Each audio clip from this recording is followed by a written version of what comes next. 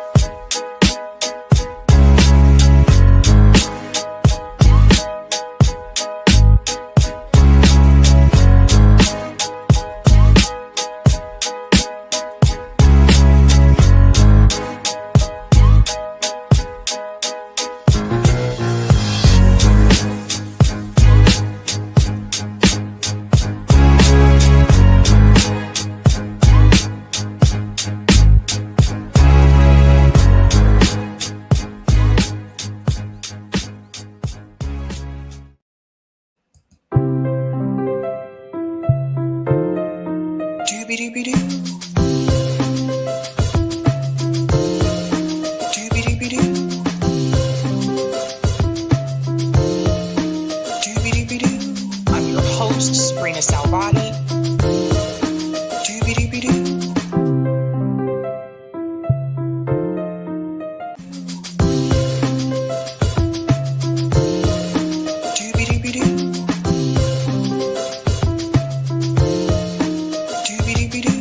I'm your host, sabrinasalvati.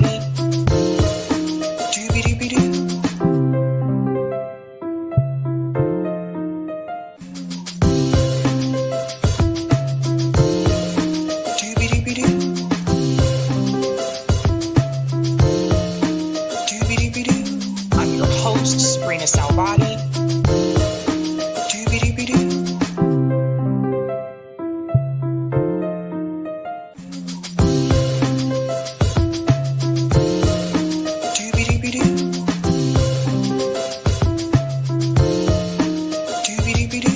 I'm your host, sabrinasalvati.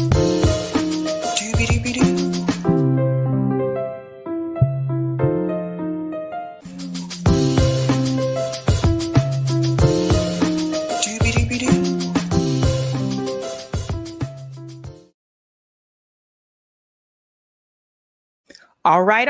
Happy Friday, ladies and gentlemen. Welcome to Sabby Sabs podcast. I'm your host, Sabrina Salvati. If you're new, I want to let you know that Sabby Sabs podcast is a part of Revolutionary Blackout Network. You can catch me there on Thursdays for the Sabby and JB show. And you can catch me here on Tuesday, Thursday, Friday, and every other Sunday. I want to give a shout out to everyone watching in the chat. If you're on YouTube, Rockfin, Rumble, or Twitter, welcome back, guys. Long time no see. We have quite a bit to get into tonight. We actually have 2 bonus stories as well. So we have 6 stories tonight since I will not be live on Sunday. So get comfortable, grab some popcorn. Tonight's theme is all lies will be exposed, in the words of Cat Williams. And you'll see that with tonight's stories. First and foremost, I want to give shout outs to everyone in the chat. Ladies and gentlemen, greetings, Serena. Greetings, comrades. I recently got 30 chicks and they are ready to go outside. I think Serena's talking about chickens, not women. 30 chickens, not 30 women. They've gone from puffballs to little compies like in Jurassic Park. Shout out to Tim, says, F Gal Gadot, psycho witch ass. And I'll say it again, Bernie is an op. Tell Bernie, if he's not truly trying to create an alternative to the Democratic Party, then move the fuck around. Free Palestine. CBC says happy Friday weekend at Sabby Sabs and Eric T. Red. It's Cori tonight because Eric is he's traveling for work. Shout out to Lauren says, free, free Palestine. Greetings, Kimi. Good evening, everyone. Good evening, Eric and Cori. If you are help, steer the ship. Of course, our hostess with the mostest, Sabby, love, roll that beautiful doobie-doo music. Let's go. Shout out to Thon says, oh, snap. It's that time again. Bring it, Rebecca Black. It's Friday, Friday. Gotta get down on Friday. Everybody's looking forward to the weekend. Greetings, Gigi says, hello, Sabby. Looking forward to this live. Kanye is a self-hating agent of chaos, paid by the alt-right and mentally capable with ghost writers.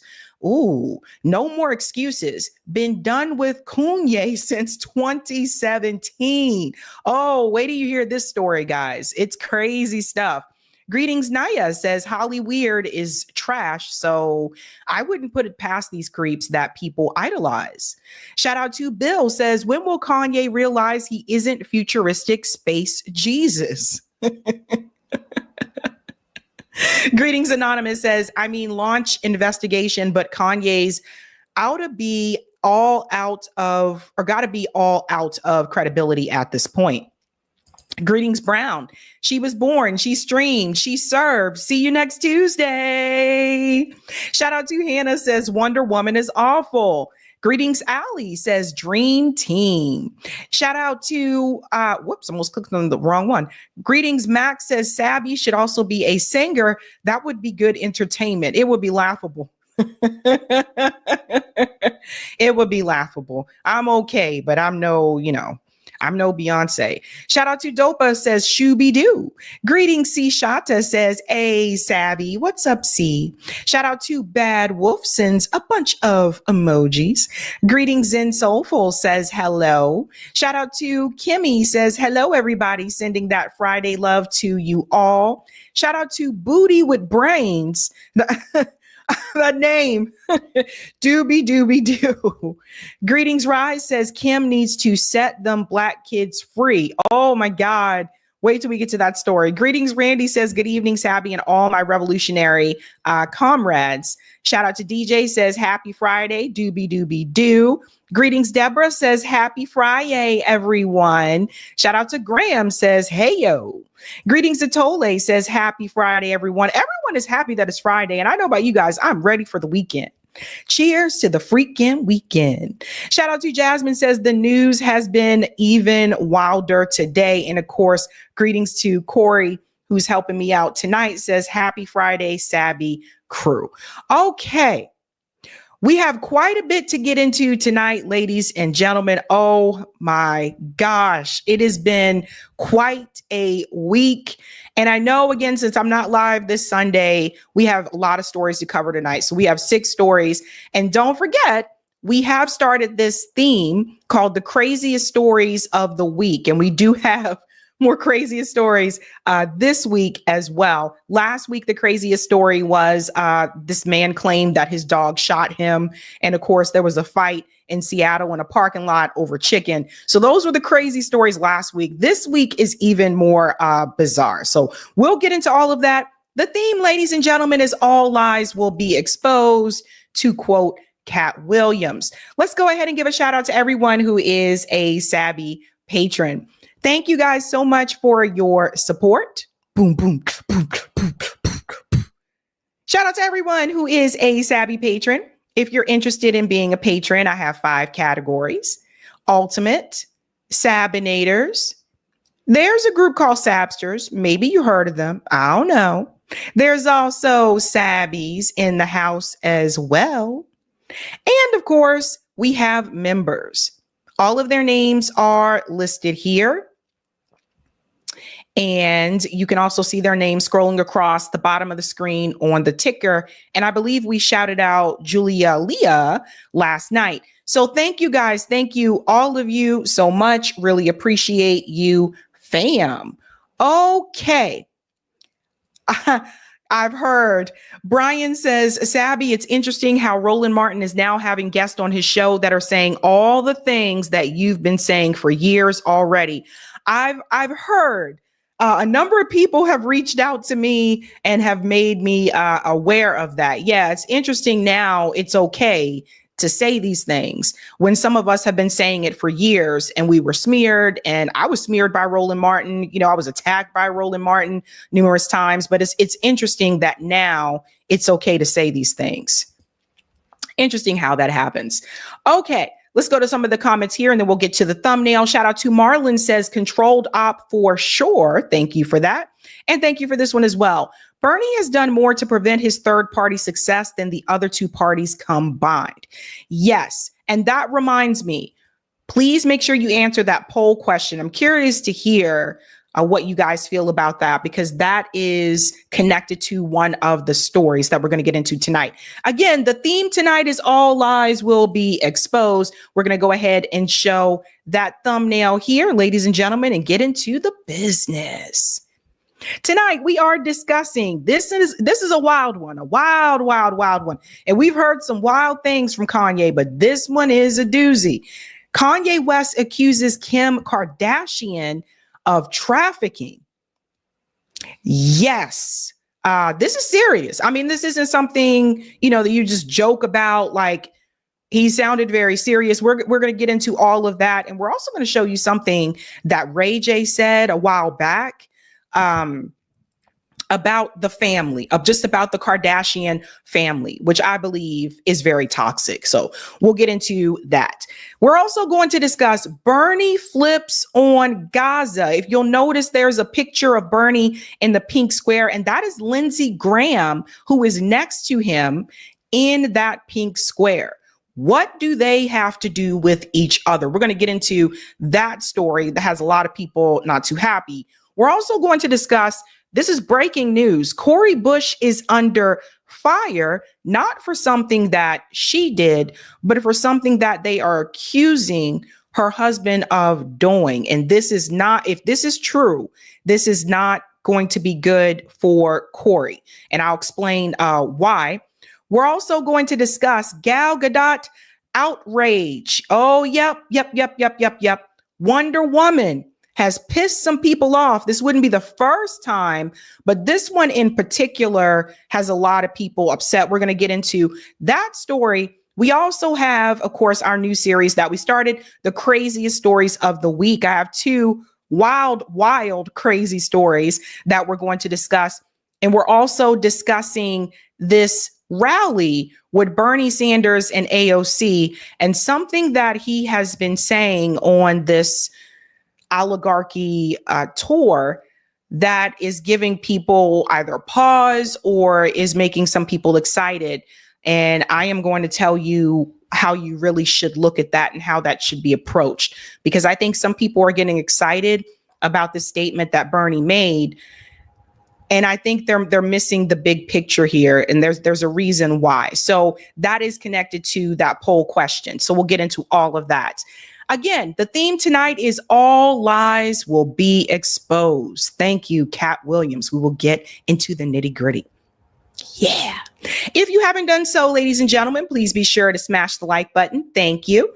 If you're new, don't forget to like, sub, and share, just like a Care Bear. And we're going to dive into our first news story. So if you have not been on social media or you're not watching corporate media, you may not be aware of this, but Bernie Sanders is doing an anti-oligarchy tour across the United States. Now, I agree with fighting back against the billionaires, the oligarchs, etc.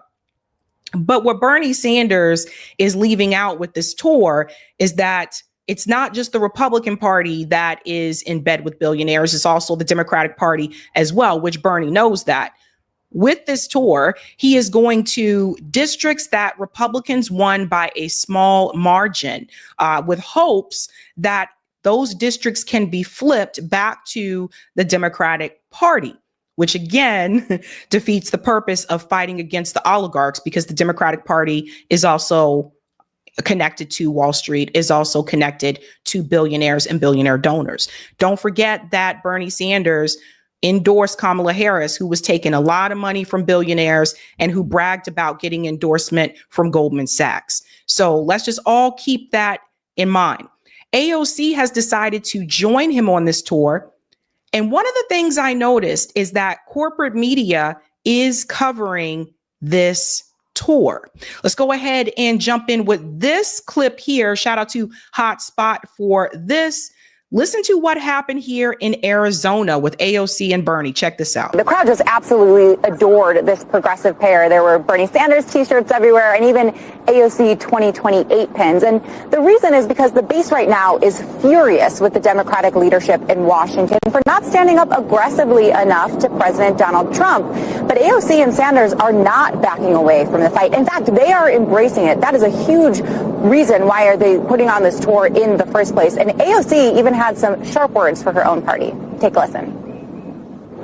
This isn't just about Republicans either. We need a Democratic Party that fights harder for us too. In fact, one thing I love about Arizonans is that you all have shown that if a U.S. Senator isn't fighting hard enough for you, you're not afraid to replace her with one who will. Now, AOC didn't mention any Democratic leaders by name, but the crowd in Las Vegas yesterday certainly did. They broke out into multiple chants of Primary Chuck, a reference to Senate Minority Leader Chuck Schumer, who's been under fire from his own party after last week's government funding fight. Now, advisors to AOC insist she's not plotting a primary, she's not planning to run for president, but they also aren't ruling it out either, Anna. Okay, so apparently they had a big crowd there in Arizona.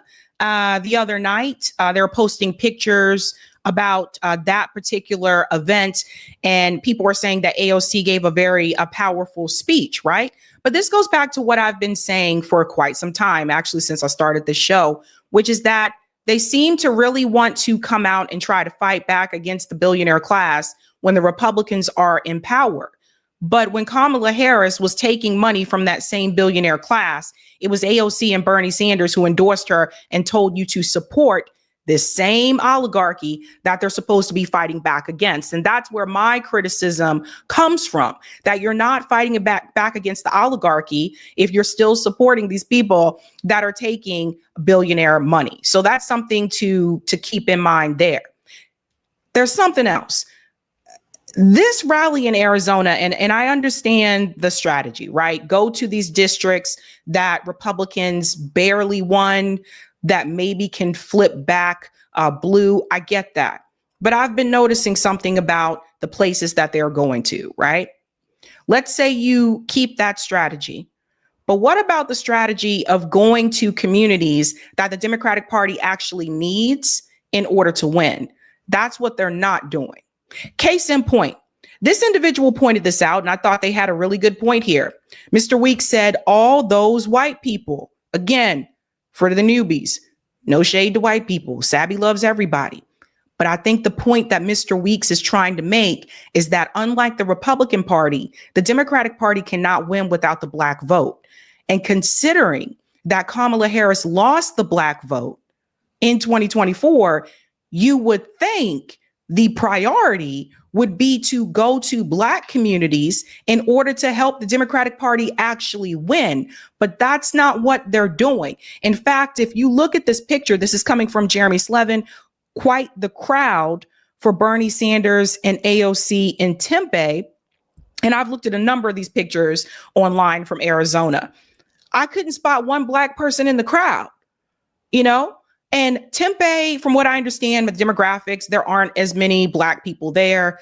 I get it. I understand that. But what I'm saying is they're not prioritizing the very base that they need in order to win. Black voters have been leaving the Democratic Party, or at least not participating in the presidential election. They have been sitting on the couch or voting third party or whatever. But most of us have been sitting on the couch since Barack Obama's last presidency in 2012.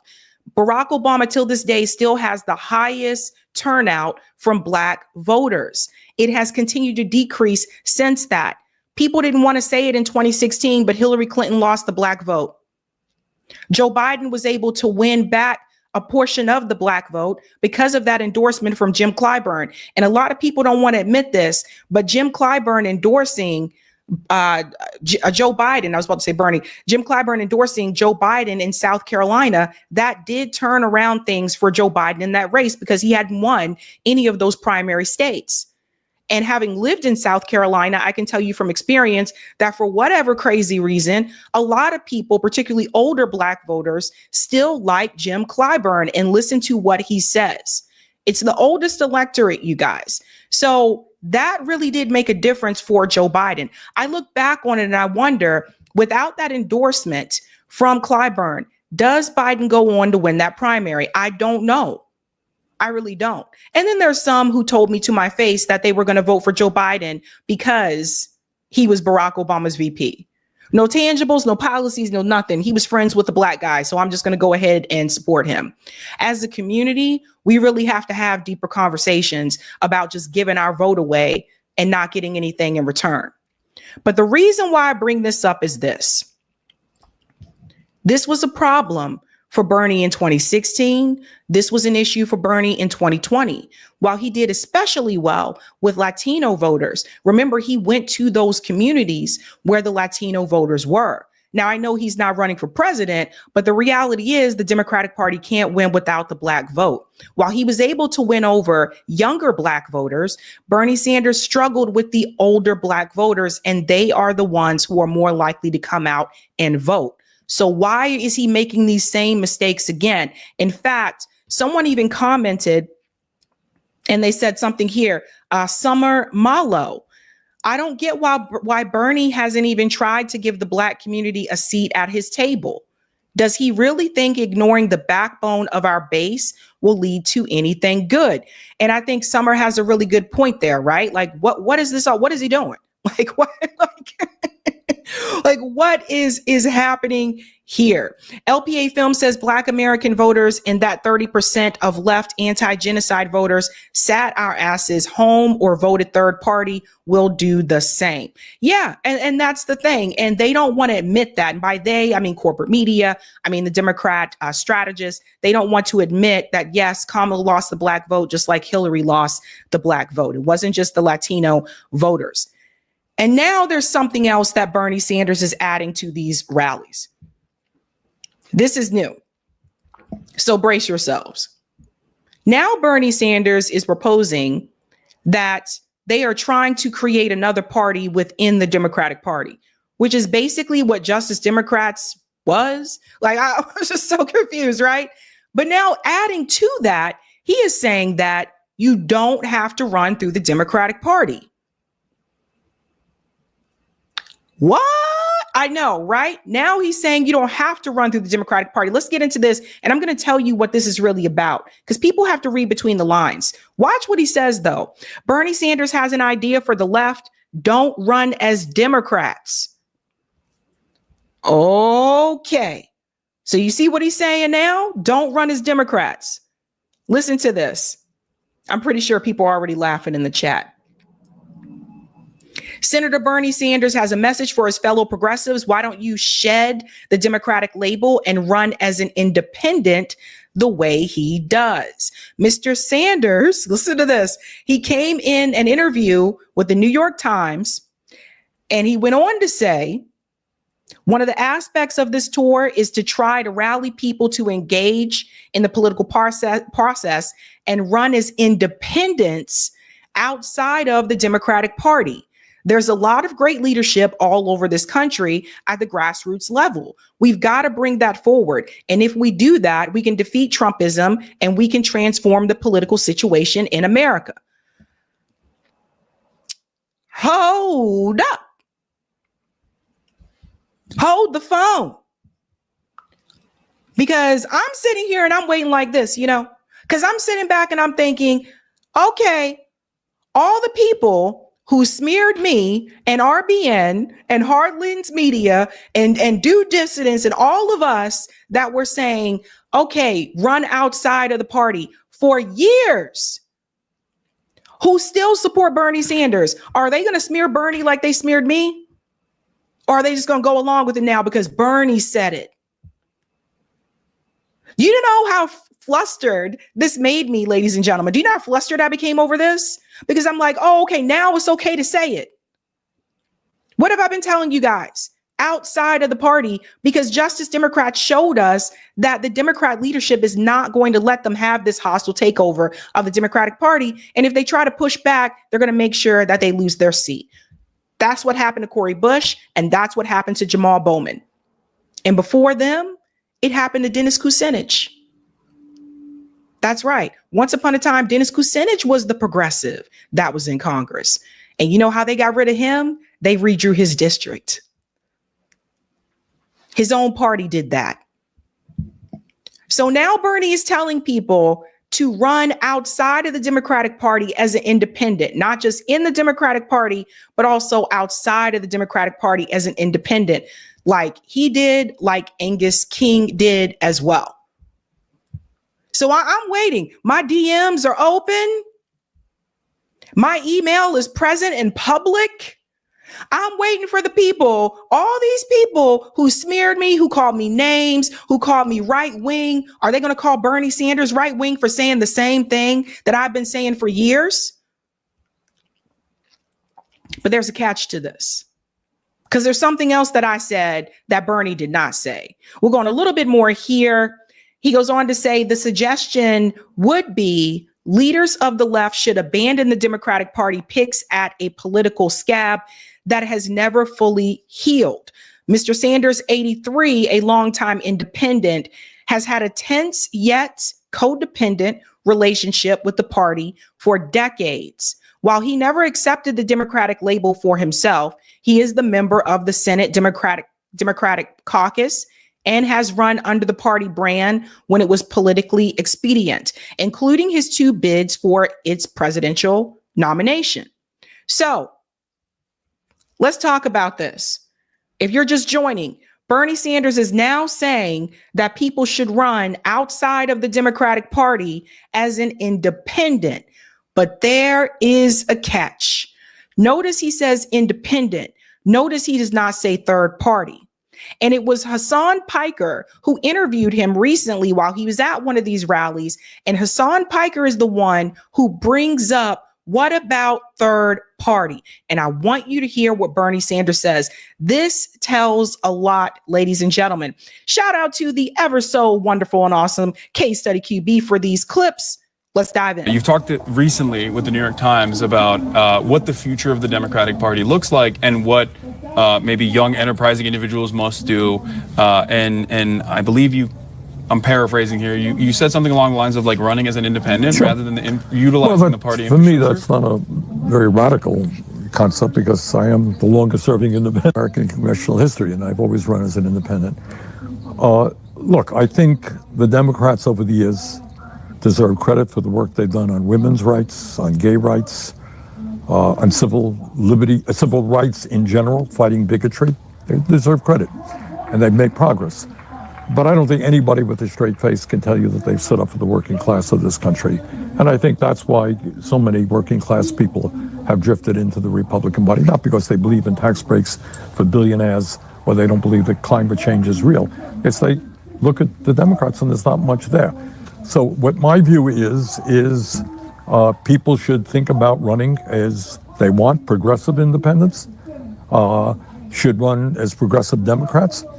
But don't necessarily feel that you have to run within the Democratic Party. And I think as you may recall, in Nebraska, a fellow named Dan Osborne ran a really, really powerful campaign as an independent, running as a very proud trade unionist, running on economic issues, and he did extremely well, much better than anyone had anticipated. So he's talking about Dan Osborne, who I covered as well on the show. He ran as an independent in Nebraska, and he almost won. He was running against a Republican. And like I said, at one point he was leading in that poll. And then, of course, the incumbent started to catch up and did win. But it was very, very close. And I think he did a great job. He was, he's pro-worker, union dude. I wouldn't call him left, but he does support some left policies. And one of the great things that Dan Osborne said is that if he were to win, he wasn't going to caucus with the Democrats or the Republicans. He was going to operate as an independent. So he didn't win, but he did come very close. That's important that I say that, because hold on to that just a second. That was my point, and I think it makes sense.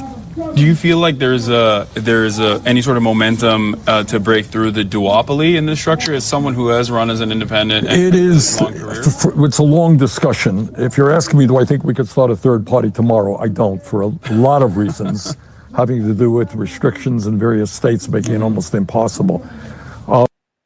Pause. Does everybody see how his demeanor changed there? Let's go back a little bit, right? Just a little bit. Watch how his demeanor changes when Hassan mentions breaking the duopoly. Because see, this is the important moment. Better than anyone had anticipated. So that was my point, and I think it makes sense. Do you feel like there's any sort of momentum to break through the duopoly in this structure? As someone who has run as an independent, and It is. long career? It's a long discussion. If you're asking me, do I think we could start a third party tomorrow? I don't, for a lot of reasons, having to do with restrictions in various states making it almost impossible. But I think what you're seeing is massive discontent with both the Republican Party and the Democratic Party. More and more people are looking for, I think, independent alternatives. Yeah. Oh, you? Yeah. Okay. All right. Well, All right. And now we got to go. So I want you to think about what Bernie just said. He said no. It sounded a little nervous when Hassan mentioned breaking the duopoly. And he's like, no, I think it's virtually impossible for third parties, right? But here's the thing that Bernie's not mentioning. Independent candidates have just as hard of a time as third party candidates, sometimes even harder because they have to raise even more money. It's harder for them to get more money than for third party candidates. And I'll give an example. Bless his heart, Dr. West, I still rock with you. I still think Dr. West, a great person. I've learned so much from him.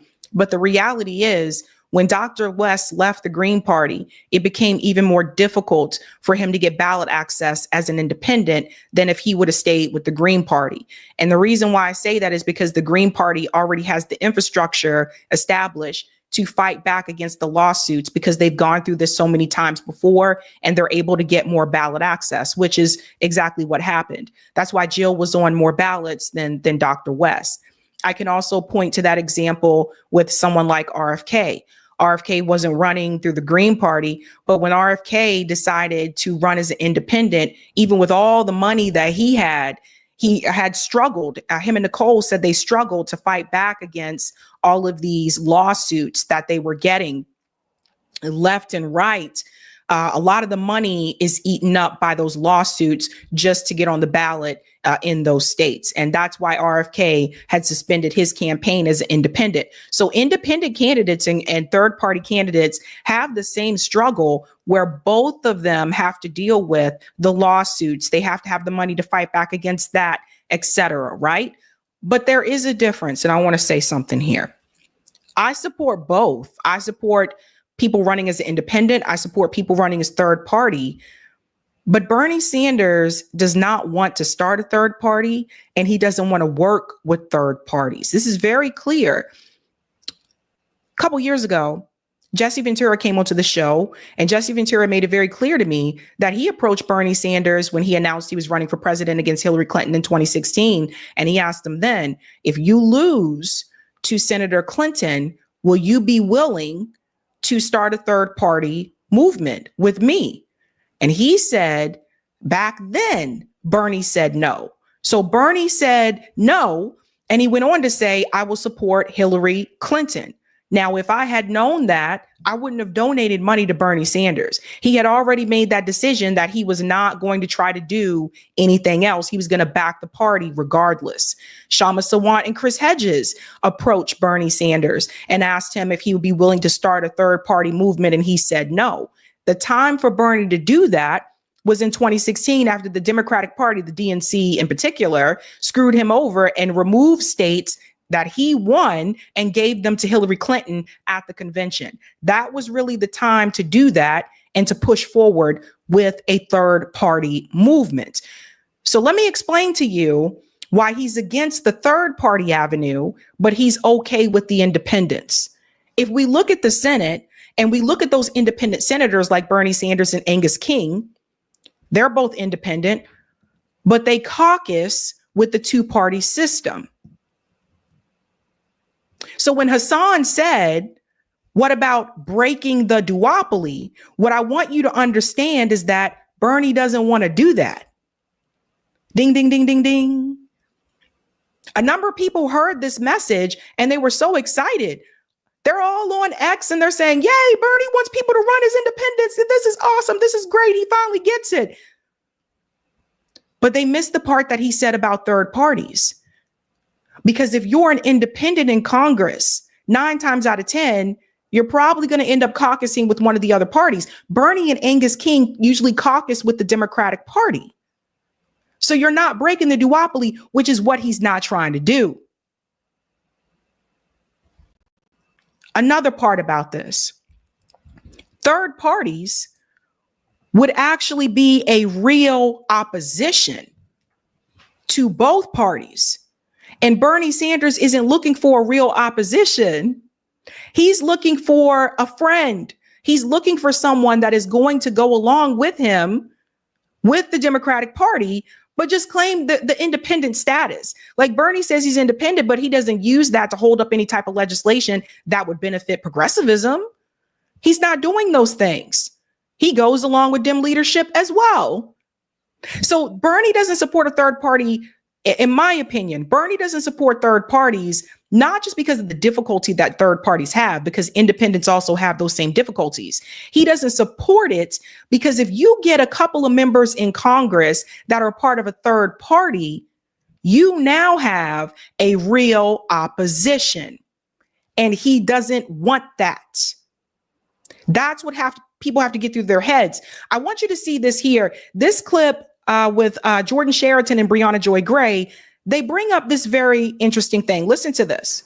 I don't think the answer here, as horrible as what Trump and Musk are doing, and it's horrible, I think it's way more corrupt than even the day-to-day corruption, dime a dozen corruption under the Democrats. But with that said, I don't think the answer is, let's just get back to normal. We got to get rid of these people and let's get Pete Buttigieg in there to restore sanity. No, we've done that. And that cycle just leads to a fascist in 4 years, because you bring back the normie corporatist Dem, they give the masses crumbs and people get angry again. And we have these boom bust economic cycles. So I think right now, and, you know, with the Bernie tour, it's great.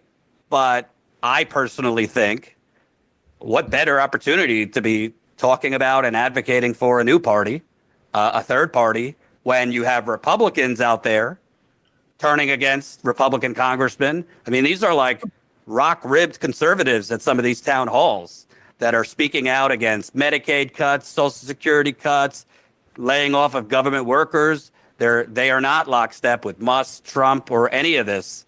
And on the other end, you got normie Democrats speaking out that you folks are spineless, you're not fighting hard enough. I think Tim Walz, there's some, things I would that I would take issue with, but he's coming out saying, yeah, no, this is not a time to be talking about strengthening Obamacare. People are not going to stand for that. We need Medicare for all. Look, I hear the thing out there is that when we get back, which we we'll fight. I'll tell you what people are going to expect is they're not going to expect us to tinkle around the edge with the ACA. They're going to expect universal health care. And if there's a lesson here, I always said this, we had a 1-vote majority in Minnesota when we moved clean energy, we moved reproductive rights, we moved a whole slew of progressive, very popular, including things around guns and gun safety, very popular things. We moved it with a 1-vote majority. And people ask, well, what do you call a 1-vote majority? A majority. Simple as that. So to me, I'm glad to see both on the right and the more liberal side, people are fed up. But what happens tomorrow if, fingers crossed, the Supreme Court actually does the right thing and says Doge is illegal. All of this was illegal.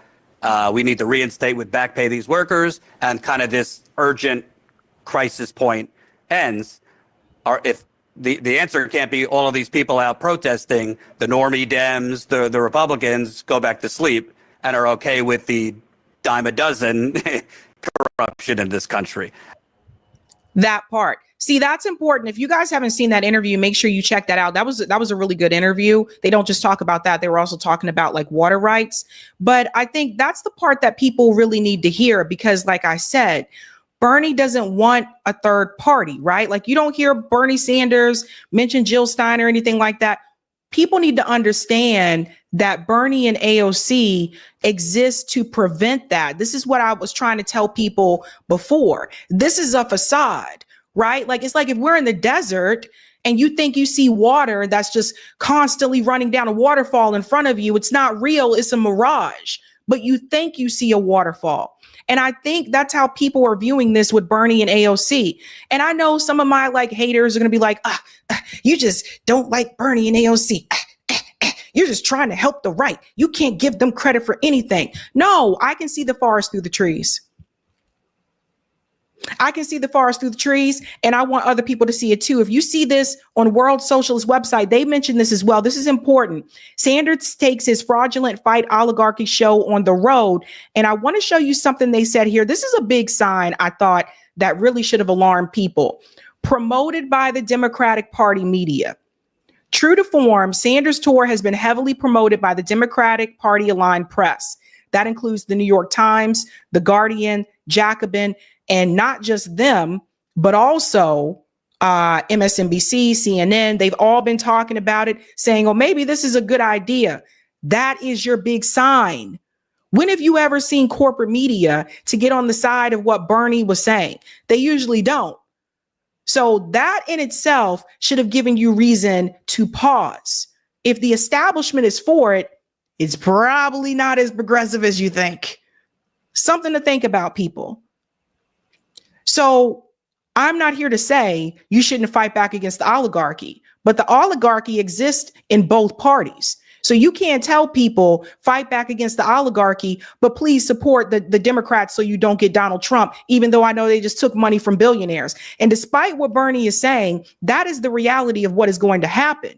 Despite what Bernie is saying now, come 2028, when the Democratic Party decides to nominate another corporate establishment shill, Bernie Sanders will be right there in lockstep on corporate media to tell you that he endorses that candidate and that you should support them so you don't get another Trump-like figure. So this is a mirage. And I think people need to call it out for what it really is. So when I said, again, shout out to Cat Williams, all lies will be exposed. This is one of those examples. This is not real. and I don't mean to get people down, but a lot of people are getting excited about this. And they're like, yeah, he said people should run as independent. Woohoo. But he also said he's not supporting third parties. No, you shouldn't do third party. Don't you think that's a little strange? You don't hear me say one or the other. You hear me say both. You should do third party. You should do independent. Why would I exclude one of those if you're trying to really break the duopoly? But he's not really trying to break the duopoly. All lies will be exposed. Let's go to some of the comments here in the chat. Ladies and gentlemen, hey. Thank you, Emile. Free from colonization as a Palestinian and as a human, I love my Sabby humans. Be true to the land, our earth. Thank you, Emile. Killier E. Grogers says, all lies will be exposed. Cat Williams. Automation. Tell your Bernie Sanders fan friends that it's great. They are excited and they need to join Workers Strike Back. That's an option. There you go. Thank you. Evelyn says Sanders and AOC, the sellout duo. Thank you, Pink Diamond. AOC kicking off presidential campaign. Pitchfork. Sabby, you've been repeating this forever now. They're still not listening. I'm telling you, man. I'm telling you, it's got to come from the right person, right? It's got to come from Bernie. It's got to come from AOC, which is why we tried to push them to do those things. Like, it's got to come from them. The rest of us, when we say these things, we just get smeared and attacked.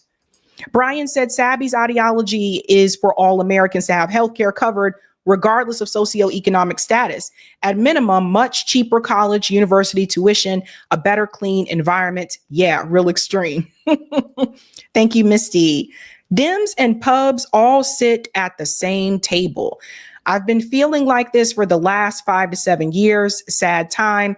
Anywho, happy Friday and doobie-doobie-doo. The Oracle says Bernie's rapport with the Dems has been codependent and cozy. Thanks, Dr. Dre.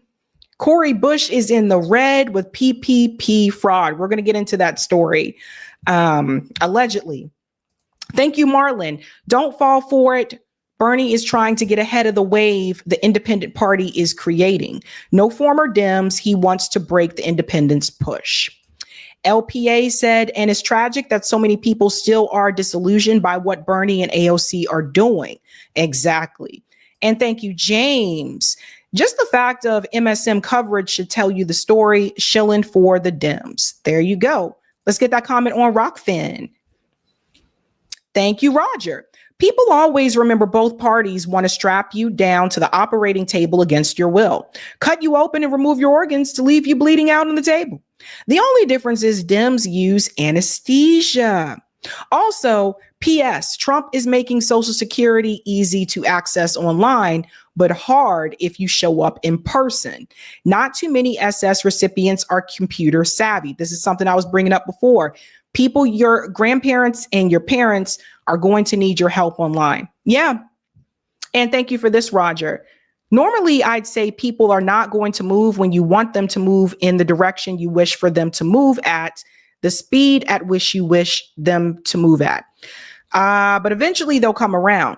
Now, in this instance, they did not come around. This is fake come around. People, we got them on the run. It's working. Continue to register indie and run indie candidates who have been indie since 2020, the conclusion of the DNC fraud lawsuit. And it goes on to say, thank you for this. The reason why we love Jon Stewart, AOC, Bernie, and all these other characters at the time during their time in the spotlight was it's easy to be this outspoken when Republicans are in office. But when you don't keep that same energy when Democrats are in office, then it's fake.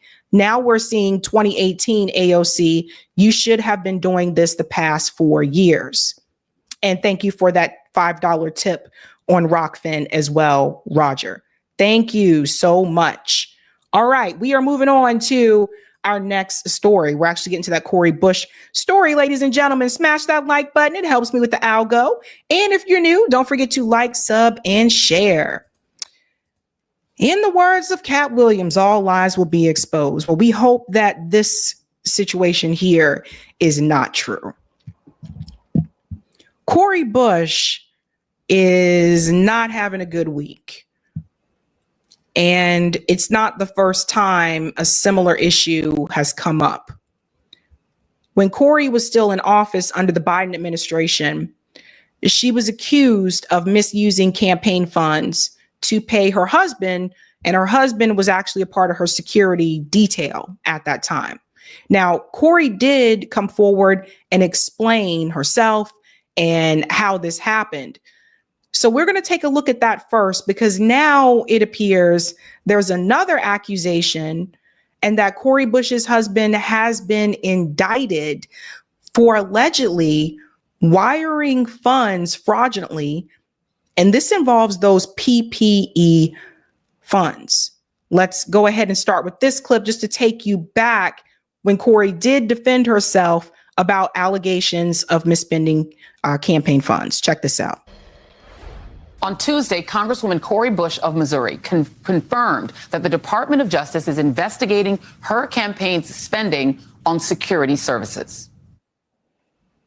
I have endured relentless threats to my physical safety and life.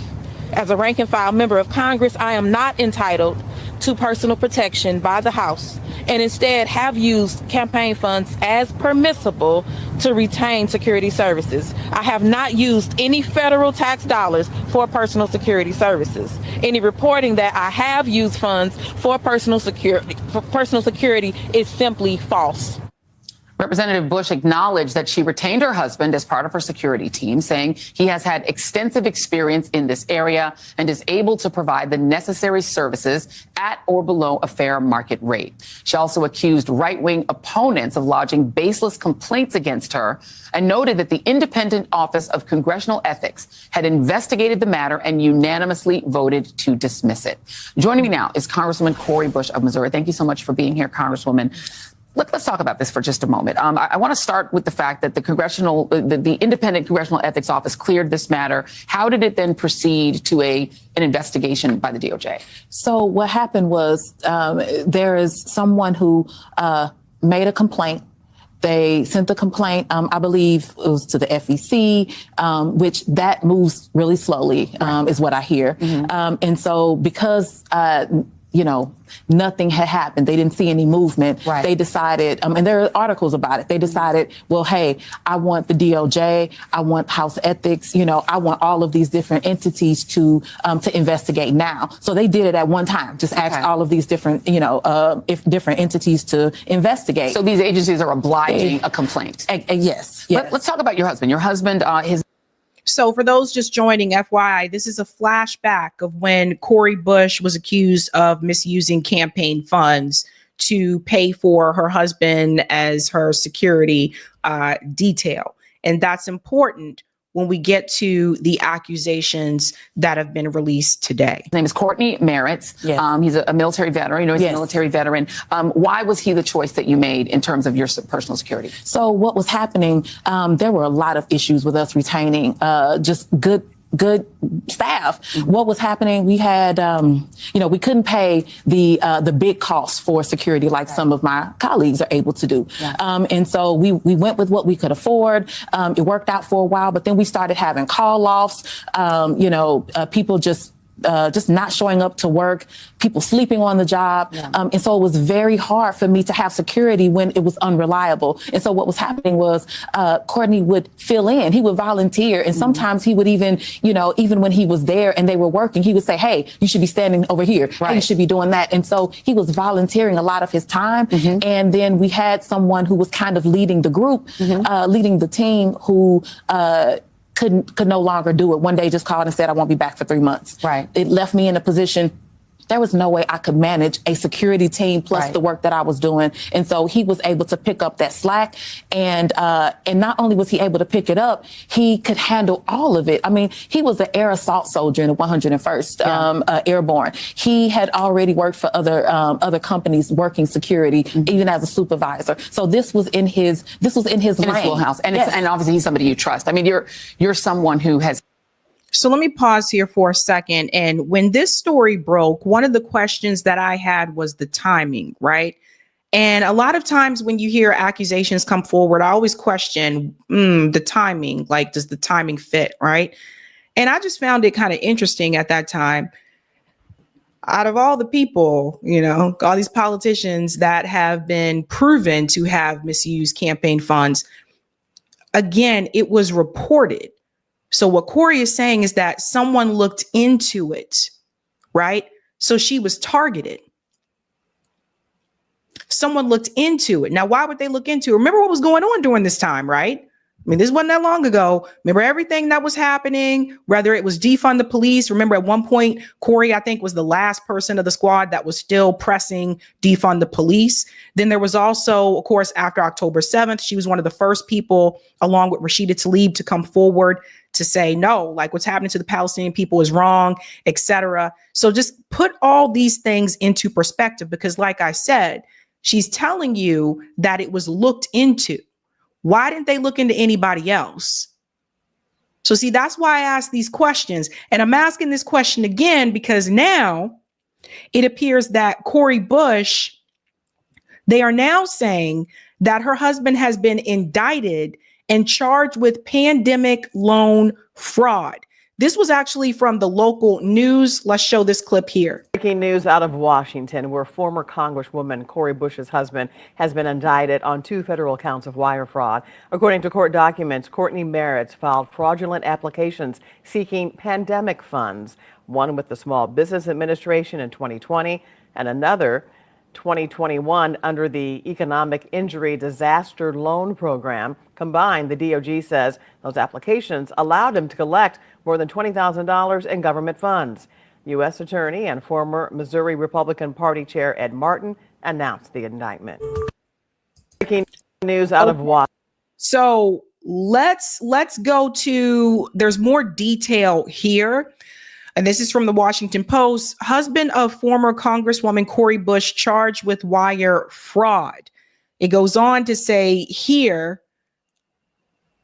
the husband of Cori Bush has been charged in connection with more than $20,000 in payments from the pandemic era Paycheck Protection and Economic Injury Disaster Loan programs. That's according to an indictment filed in DC federal court on Thursday. It says that Courtney Merritt, who is 46, faces 2 counts of wire fraud for allegedly filing sham applications in 2020 and 2021 with the Small Business Administration, enabling him to collect money aimed at helping struggling businesses make payroll during the pandemic. So let's stop here for a second and again ask ourselves about the timing. Number one, I hope that this is not true. For Cori's sake, I sincerely hope that this is not true, even though it's not her, it's him. But it's really not a good look considering what just happened for her. There's good things happening for her, but I hope that it is not true. Now, this took place during 2020 and 2021. They're talking about those PPE loans that were sent towards small businesses. Remember, you had to fill out an application for that in order to get that help from the government. Now, it's 2025. So when we go back to what Cori said when they came after her before and they said you spent campaign funds, improperly, she said that someone had looked into it. I'm willing to bet someone looked into this too. And I'm asking about the timing. And when you think about the timing, what just happened for Cori Bush, right? Didn't Cori Bush and Jamal Bowman just announce that they signed on with Zateo and that they're doing a show on Zateo? And they've already done like one episode where they talk about, we'll get into a little bit, where they talk about what was happening to them in Congress in regards to AIPAC. That information just came out. So that video isn't that old. So I find it kind of interesting, the timing of it. Now, that's the things I always kind of question. Now, if this is true, then I guess we can say all lies will be exposed. But we don't know if this is true. Just because someone is indicted, that doesn't mean that they are guilty. Let's go on a little bit more here. Again, the indictment was signed by Ed Martin, the interim U.S. attorney for D.C., whom Trump has nominated to serve as the permanent top prosecutor in the nation's capital. The investigation into Merritt's appears to have begun during the Biden administration. An attorney for Merritt's said he plans to plead not guilty. So, and that's not uncommon for someone to plead not guilty. But the investigation began under the Biden administration. Again, as I said, Cori Bush was one of the first people to come out in support of Gaza. And there's been attacks like ever since. Remember, she was always the last person in the squad still saying defund the police. We look forward to litigating this case in the courtroom. That's coming from Justin Gelfand, and he is from the law firm Mergilus, Gelfand, DeRuzo, and Lamson. According to the indictment, Merritt repeatedly applied for business loans for a company he said he operated, allegedly misrepresenting his revenue and number of employees and forging supporting documents so he could receive a bigger loan. When one loan was rejected because it was nearly identical to a previous application he submitted, he allegedly applied on behalf of a different business that he claimed he started in 2020. Merritt allegedly said the new business earned $128,000 in gross income that year, which federal prosecutors say led to him getting a loan of $20,832 that was forgiven by the federal government. Merritt used the proceeds for his personal benefit and enjoyment. That's according to the prosecutors. Bush, Merritt's wife, served 2 terms in Congress before losing her seat in 2024. She is not mentioned or accused of any wrongdoing in the indictment against her husband. So that's another thing, too. I will say, like I said, I've had my criticism of the squad, but Cori Bush is not indicted here. Cori Bush has not been accused of any wrongdoing with the PPE loans. We'll go on to say here where they talk about how she attracted controversy before, right? To hire her husband Merritt as a security guard but the Office of Congressional Ethics dismissed a complaint filed against Bush last fall, alleging that her campaign employment of Merritt was a violation of federal election law. Bush paid Merritt $60,000 in 2022 and $42,500 in 2023, according to the Federal Elections Commission filings. Goes on to say the Justice Department was investigating Bush for allegedly misusing money intended for members of Congress and candidates to spend on private security. The scope of the investigation and allegations of wrongdoing were not publicly known. Bush addressed the allegations related to her employment of her husband in a statement at the time, emphasizing her need to provide her own security and calling criticism of her use of campaign funds for that purpose frivolous. So, if it is true, then all lies will be exposed. But I sincerely hope that this is not correct. I sincerely hope that he would not have done this, not just because she's his wife, but also he would not have done this because his wife was also a sitting congressperson. So I sincerely hope that this is not the case. But when I talk about questioning the timing, we do have to remember Cori Bush has been coming forward with quite a bit of information, particularly since her and Jamal Bowman have started the show on Zateo. I want to make sure I get to go from here and get to the right part here. Sorry about that, guys. I just didn't. Okay, there we go. This part here. Now, they already had released this video called Ex-Members of Congress Expose AIPAC Tell All. And I want you to hear what Cori Bush said here when they get to the AIPAC part. Listen to this. You and I, because of our stance, standing up for Palestinians, standing up for the people of Gaza, and standing up for humanity. So let me tell you my introduction to AIPAC. So I was running for office. This was several years before I won. And yeah, I ran more than once. Mm-hmm. I lost a couple of times, but it was just someone in my community coming up to me saying, hey, I want to introduce you to someone and, they want to talk to you and just want to talk to you about, like what's your plan, running for office? What are your priorities? You want to do lunch? Yeah, let's do lunch. Go to lunch. And then there's this person who shows up, and now we're talking about something I didn't know we were talking about. Mm-hmm. So that happened a few times. And then I remember it got heavy. It turned into, well, if you won't say that you stand 100% with Israel, if you keep talking about Palestinian liberation, then you are against the Jewish people. And I was like, how am I against the Jewish people? I love everybody. That's right.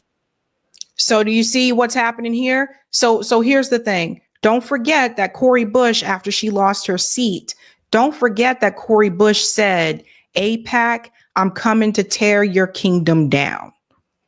And part of me wonders, again, this is an accusation. I don't know if this is true. An indictment doesn't mean that you're guilty. Right? So they still have to go through the legal process. But part of me wonders if that statement that Cori made there, what if the people who looked into her campaign finances, what if that was AIPAC? What if it was a member of AIPAC? What if it was connected to AIPAC in some way, shape, or form? What if it was like Zionists that looked into that information? You never know. We don't know. I don't know. But it does make you wonder. I'm just asking you to look at the bigger picture. I don't see people trying to do this with other politicians. So why did they look into her? It goes on a little bit more here. I stand up for Jewish people the same way I stand up for Palestinian people. What do you mean? I said, anyway, so, and they took it to totally mean that I was being hateful, because I believe in like equality, human rights. I believe in total human rights. Yeah. But So I remember right before I entered Congress. So the thing is, what people don't know is I have been speaking up against the occupation, standing with, in solidarity with our Palestinian brothers and sisters for years, all the way back to 2014, 2015. So this is nothing new. And we kept organizing together. So this was nothing new for me. And so when I was finally elected, so I ran on this as my part of my platform. And there was all of these attacks. And actually what happened was right before, I'll take it back to right before I won, my successor put out this really ugly mailer calling me anti-Semitic, darkened my skin. It was a picture of me and Linda Sarsour, together, and just saying that, I was hateful. Yeah. But people were so pissed off about it because they saw it as Islamophobic. And so people poured into my office, just saying like, hey, we need to rise together. We need to stand together. And it helped me in my win. So fast forward months later, right before I was about to enter Congress, right before we were about to be sworn in, I got a message from someone in the community who was one of the ones who, let's do this lunch thing. And then I was, bamboozled and hoodwinked by this conversation. Said, okay, so AIPAC said, and I'm like, what the freak is it?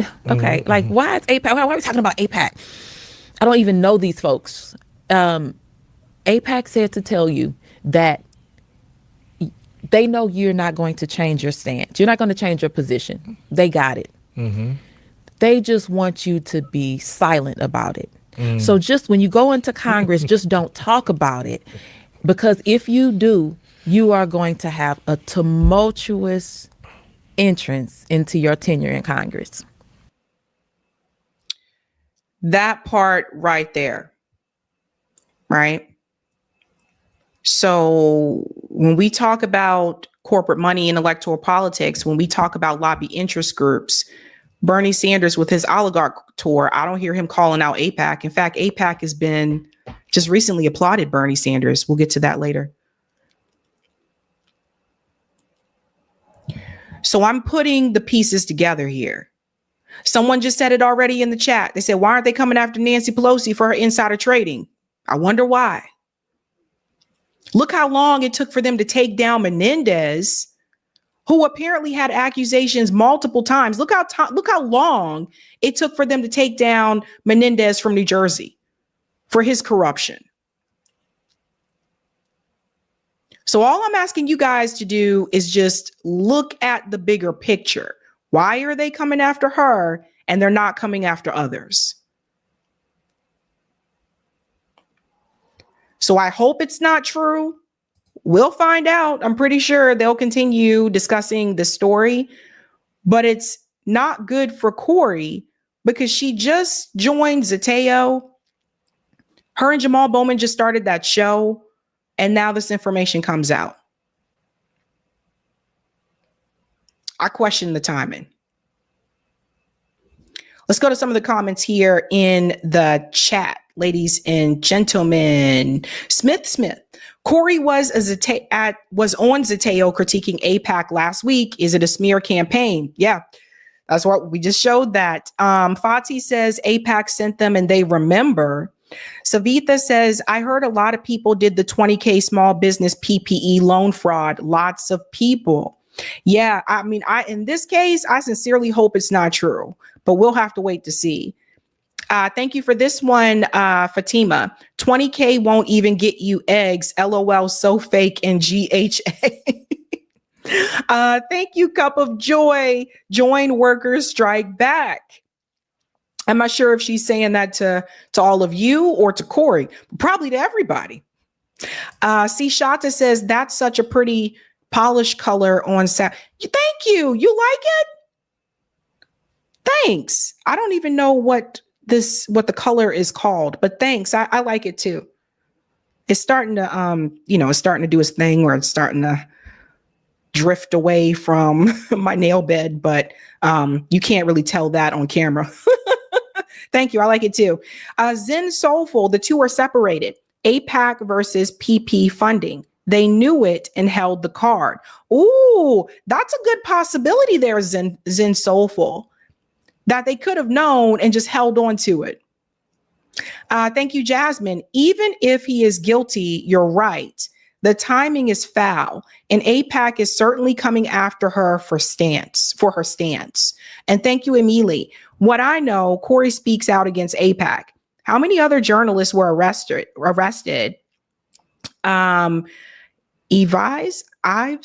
Ives Engler, Richard Medhurst, and Ali, and so many more. Yeah, mofos. How dare we talk about true freedom? Great point there, Emily. All right. Thank you for the Rumble Rant Goo. Like BB Milikowski, Gal Gadot is, it went away from me. I don't know where it went. Oh, there we go. Like BB Milikowski, Gal Gadot is really Gal Greenstein of Czech, Russian, and European backgrounds. Yeah, well, I'll get into it with the story. Thank you for this as well. Also, she committed war crimes in Gaza when settlers were living there, and she was reported by Redacted as an Israeli psyop. Yeah, I know. You're giving away my story. All right, guys, we're going to move on to the next story. Smash the like. Hey, hey, hey. And we're going into that story. That's the funny part. So we're going right into that story. All right. So I don't really get too much in the Hollywood biz, but this is suspect as hell. Because I'm sitting here and I see this headline goes across that Gal Gadot receives a star on the Hollywood Walk of Fame. If you're not familiar with Gal Gadot, she's also known as Wonder Woman. That's what most people know her from. She was in the DC Wonder Woman movie and she played Wonder Woman. You can see her receiving that star here. And this caused a lot of controversy, folks. Got to mute because of the music there. But there she is receiving her star. Yeah, just very happy she is there, of course. Star on the Hollywood Walk of Fame. Now, yeah, fam. So when I saw this, I said, I have questions. Because here's the thing. There are actors in Hollywood who are phenomenal, have won awards, numerous awards, Screen Actors Guild Awards, have won Oscars, Golden Globes, etc., and have been a part of the business for years. And it took them 20 years to get a star on the Hollywood Walk of Fame. But Gal Gadot, who most people only know her from Wonder Woman, all of a sudden this quickly gets a star on the Hollywood Walk of Fame. And nobody thinks that this is suspect. There are people who have never been nominated. But she just comes out of nowhere and all of a sudden gets this star. And I had this theory about this. I believe that Gal Gadot was given this star on the Hollywood Walk of Fame as a nod to Israel and the Zionist agenda. Because Gal Gadot was an IDF soldier. Gal Gadot comes out heavily in support of Israel, especially after October 7th. She does not have any empathy or sympathy for the Palestinian kids that have been killed. She's been very vocal about this. And I feel like this was their way of, let us give you something, right? People have been protesting against Gal Gadot. People have been boycotting her work ever since they found out who she really was. When the movie Wonder Woman came out, a lot of people were like, hey, go see Wonder Woman. She did a really great job. You know, we don't know who this woman is. She's new on the scene, but go see Wonder Woman. She did a great job. And at that time, I think a lot of people didn't really know too much about her beliefs or her backgrounds. And we're like, okay, yeah, that's probably a good DC movie when you compare them to the other DC movies, like the Ben Affleck Batman. Get out of here. Ben, go, bye. No more superhero for Ben, okay? You didn't do well with Daredevil. I don't know why they gave you another chance. But it just is what it is. Marvel is known for having the best superhero movies, not DC too much. Not too much. But then after October 7th, people started to see who Gal Gadot really was. After October 7th, people were like, whoa, this woman is crazy. Wonder Woman is a little nutso. Wonder Woman has no sympathy for all these kids that have been killed in Israel. Wonder Woman is not cool. We need to get away from Wonder Woman. She a little psycho, a little nutso. Little psycho, a little nutso. And so when she received that star, there were protesters who did disrupt. And you know what? You can't get mad at them. You can't get mad at them. That's their right. This woman was standing up for the right for the IDF to continue to go in there and kill more kids. She was standing up for that. So the protesters met her at the star.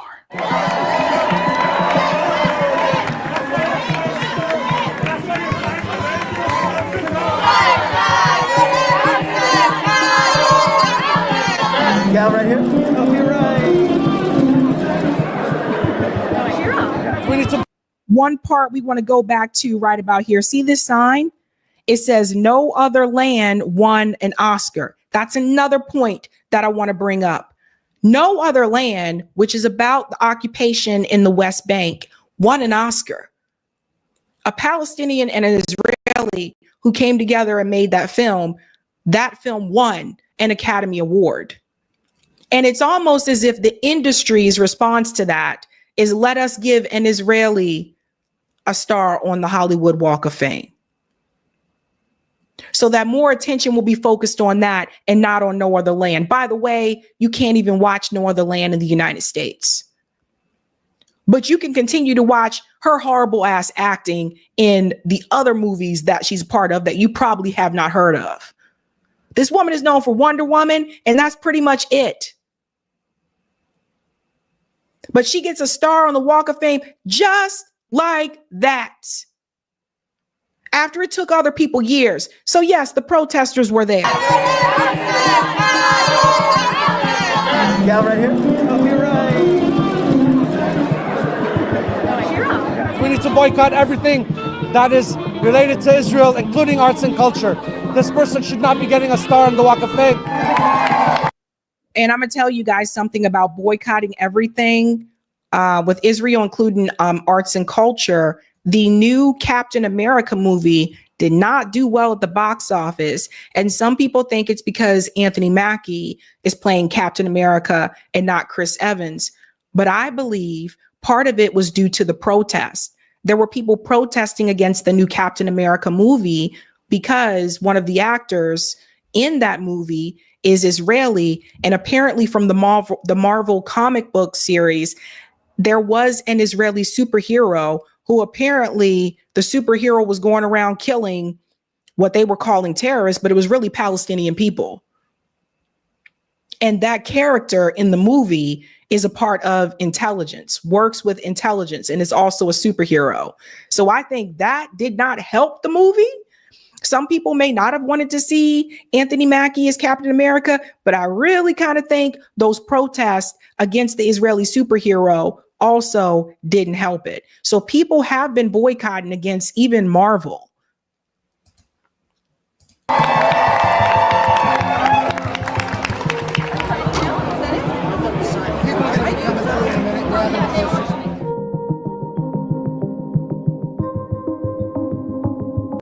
She was in a Maxim magazine that was featuring Israeli female soldiers.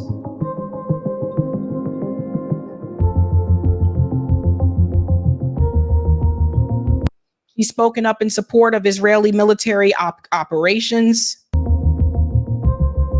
worst time for anti-Semitism in our lifetimes. But we should feel safer knowing that the ADL has our backs. So thank you, ADL, for the work that you do for all of us.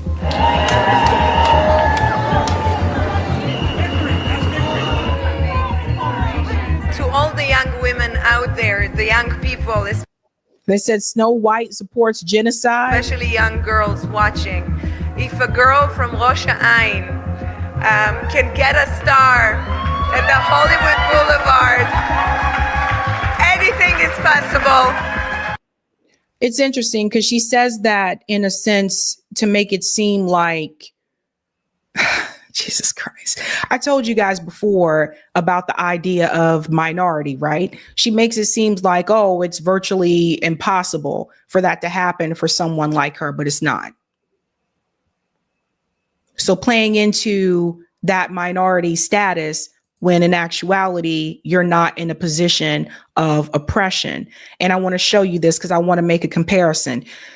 I'm going to show you an actress who's phenomenal, has won a number of awards, started acting in the 80s. Do you want to know when they received a star on the Walk of Fame? Did you know Angela Bassett got a star on the Hollywood Walk of Fame in March of 2008? Angela Bassett. What's love got to do with it, Angela?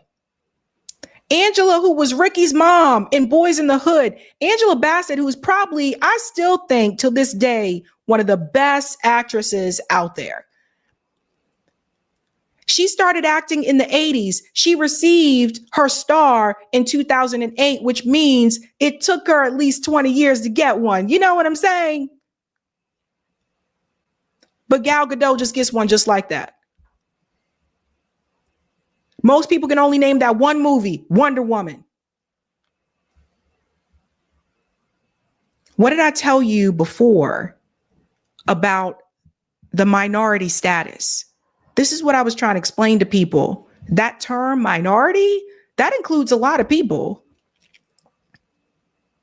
And for Black people, we do not have the organizations and the power. We don't have that. We don't have those types of organizations. We don't have lobby interest groups like that. We don't have it.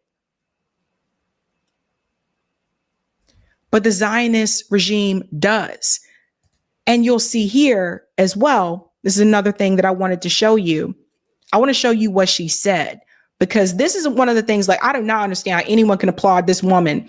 Gal Gadot says, I had to speak up after October 7 and advocate for the hostages.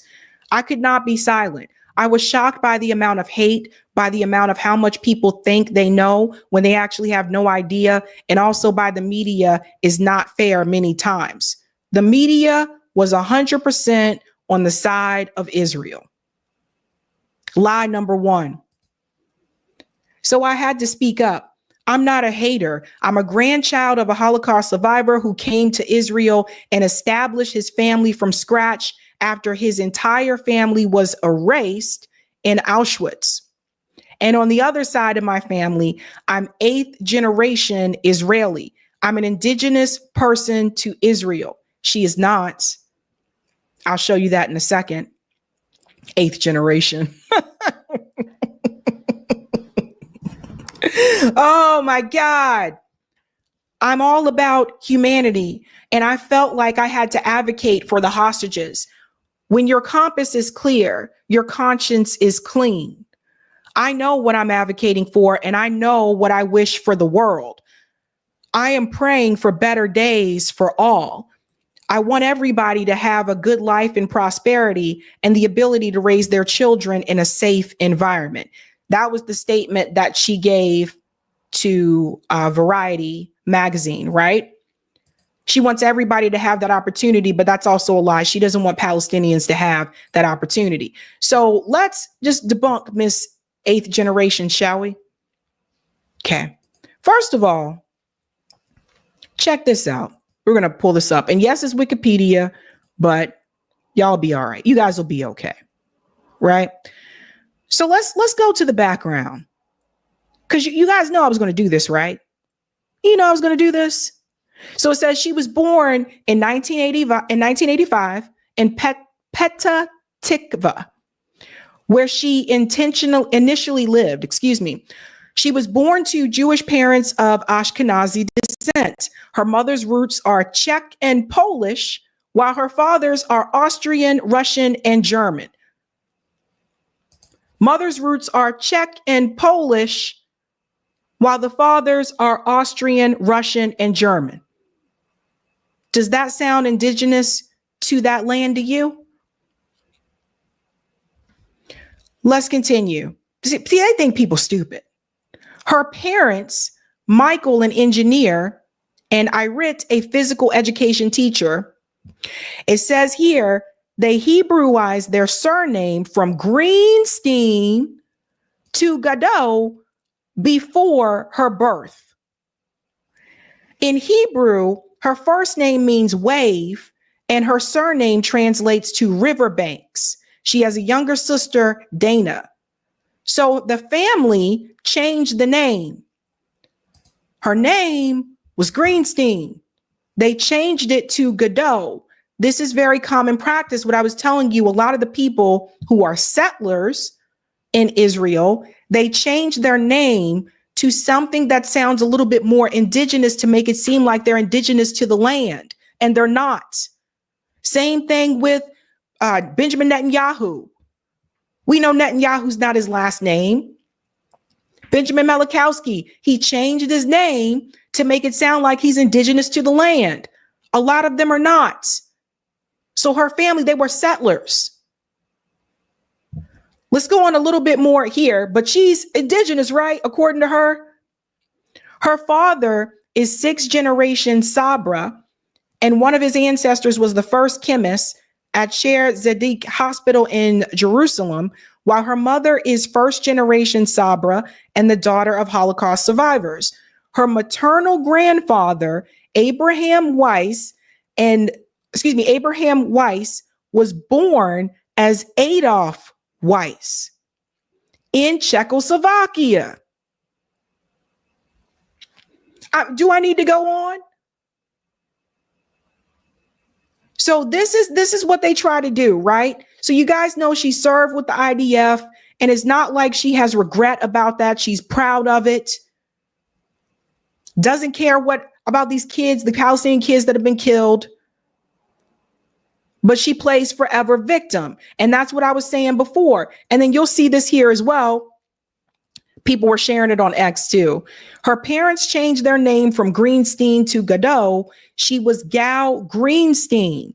Gadot also reveals in the video that her parents changed their last name from Greenstein to Gadot. That was in the interview with her and Jimmy Kimmel. So I wasn't born last night. All these lies are going to be exposed, okay? I wasn't born last night.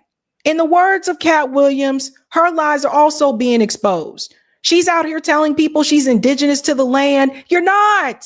You're not. These are lies. Out here playing like you're forever the victim.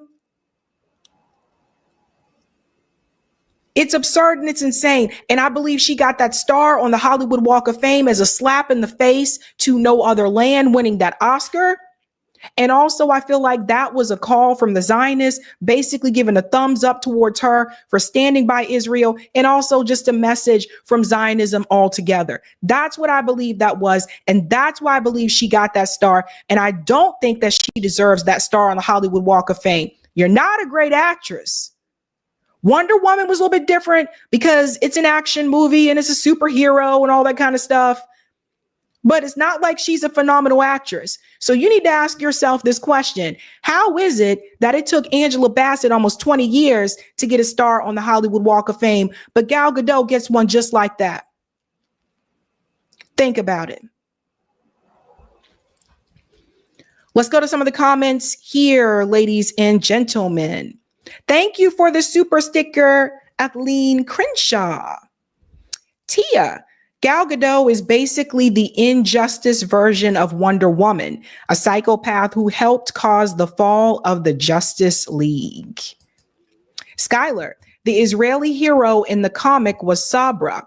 In the comics, she doesn't care about a Palestinian boy who is killed, and it takes the Hulk of all people to get her to recognize the dead boy's humanity.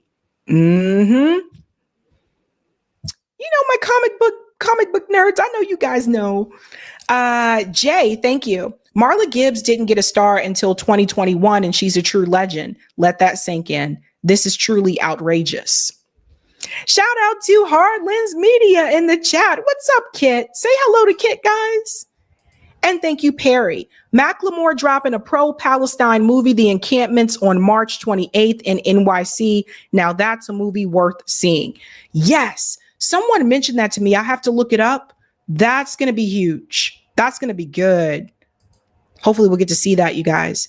And thank you, Marvin. Sabby, you got to pay for that star. Follow the money. You got to pay or you get nominated. Let's go ahead and get the Rumble. Thank you. Thank you, Goo. The Nobel Peace Prize is nominating crazy settler movement leader, which Danella Weiss, who called on Arabs to be forced to leave and create greater Israel openly for years before Bibi. Wow. It's all just, oh my God. Colonialism. Let's go to part 2, Cori. Big time colonialism. That is insane. But yeah, I'm looking forward to the Macklemore documentary. That should be good. Okay, we are moving on to our next story. So now we're going to break things up a little bit, and we are going to get into our crazy story series. I told you guys last week we were starting a new series on here called Craziest Stories of the Week, and I have 2 more craziest stories of this week. And shout out to my comrade who's been sending me these wild and crazy stories. So the first one here I thought was pretty interesting. Imagine this. Imagine being at the airport and then all of a sudden a guy gets so angry because he doesn't like the seat that was given to him that he decides to punch one of the airport employees. Well, that's exactly what happened. It was a Maryland man who apparently decided to punch someone because he didn't like his seat. Let's get into it, ladies and gentlemen. A local man banned from flying United after an attack on a gate agent is caught on camera. All this happening over a seat assignment. Fox 5's Bob Barner live at Dulles International Airport tonight with the story and the disturbing video. Bob. Yeah, hey, Kenneth, truth be told, I know the gate agent who was assaulted here last night. He's a friend, a dear person, loves working for United Airlines. It's a second career for him. The passenger who attacked him last night, well, he was arrested and placed on United Airlines' no-fly list. Take a look at this.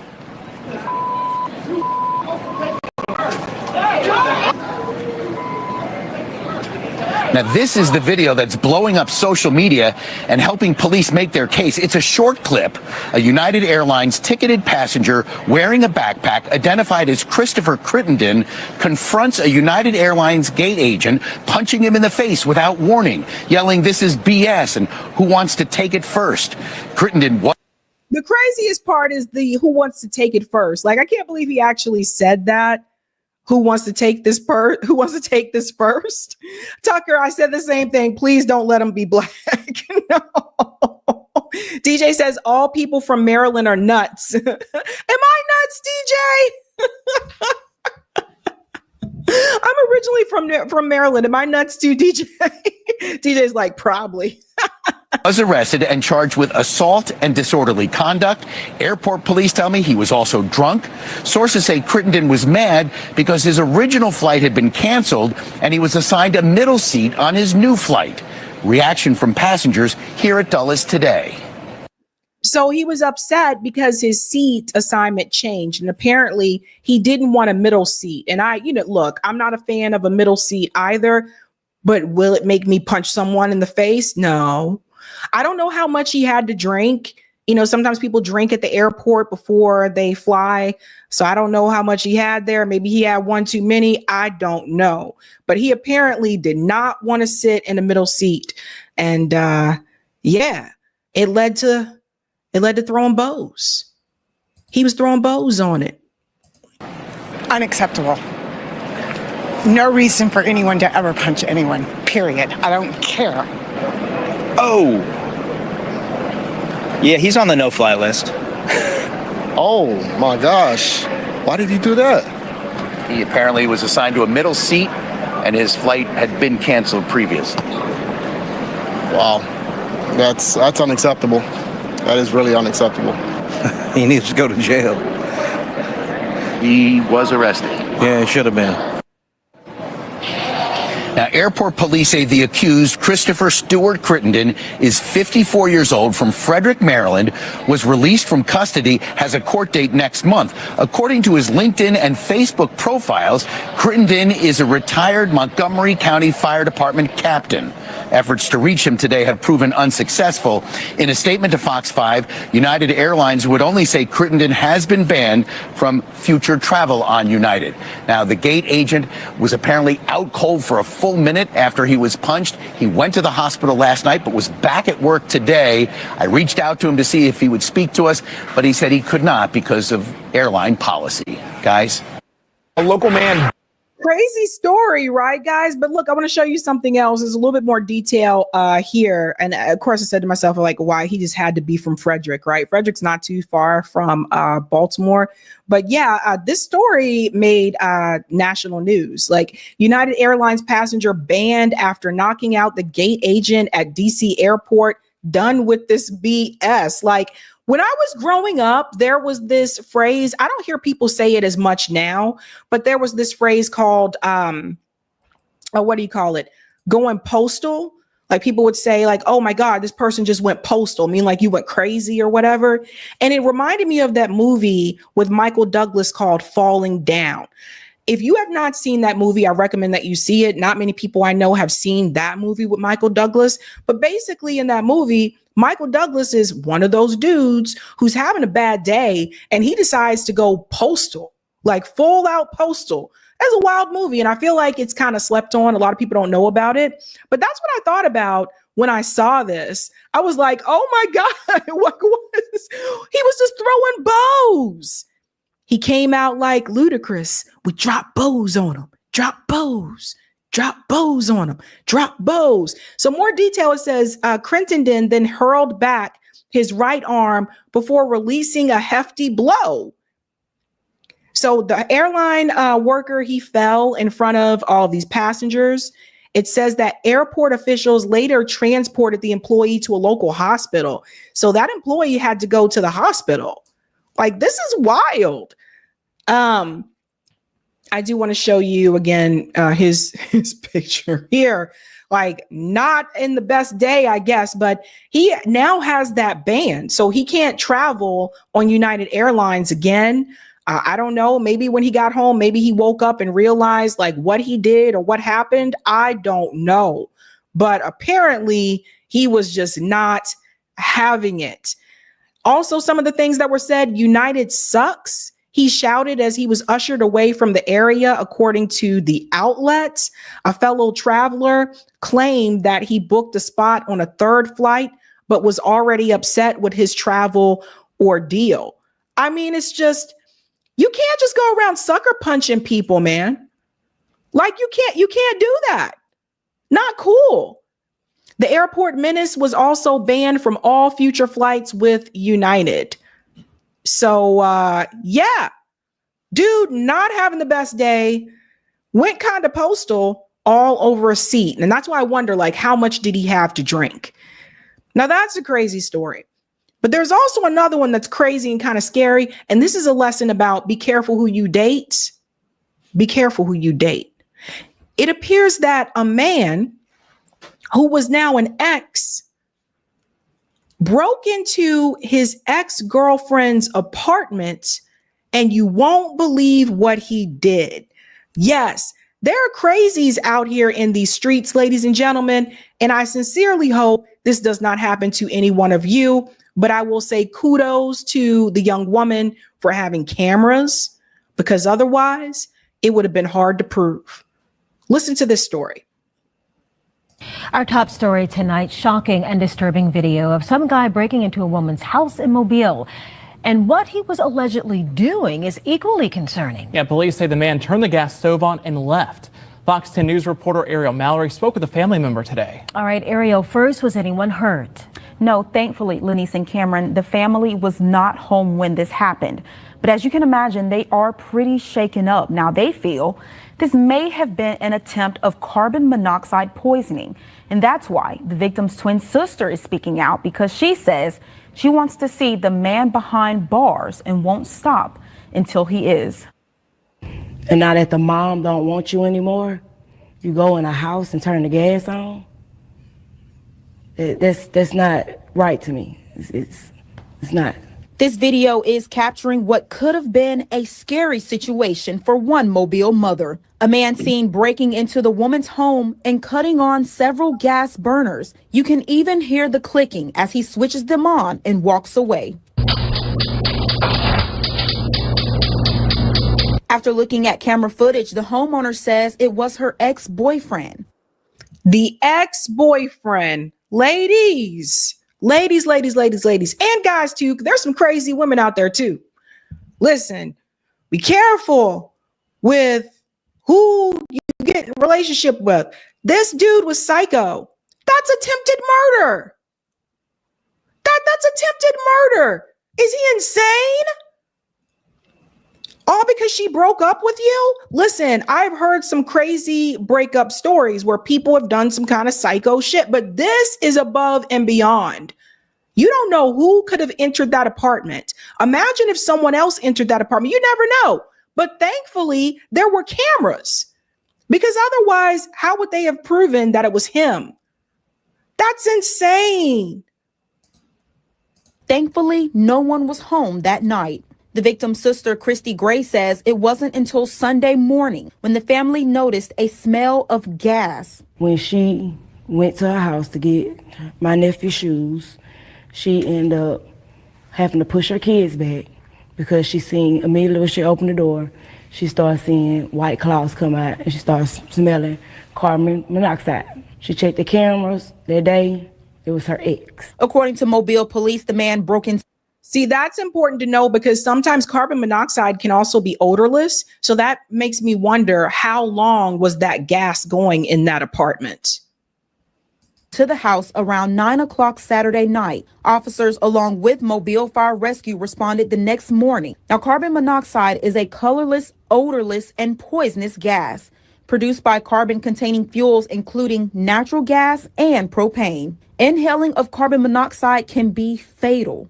A thought that has kept these twin sisters up all night. No one went to sleep last night. Mentally, she can't think. She's crushed. She's sitting in the same spot.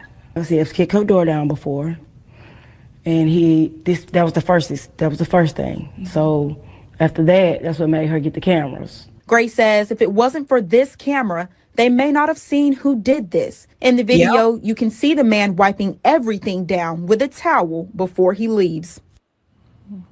Now, I also just got off the phone with someone from the district attorney's office. They say they have approved charges for domestic violence second and burglary third degree. Now, in connection to the carbon monoxide allegation, I'm told the charges could change. They are waiting on more information following an arson investigation. Right now, live in the Breaking News Center, Ariel Mallory, Fox 10 News. Our top. I'm not going to lie. When I saw this story, the first thing I said to myself is, I should probably start setting up some cameras in here. And I don't mean the one that's used to do these live streams. Like, some of you may start to get that same kind of feeling like, oh, hell, maybe I need to start putting up some cameras around my place. You know what I mean? Like, I don't know. I felt that kind of way.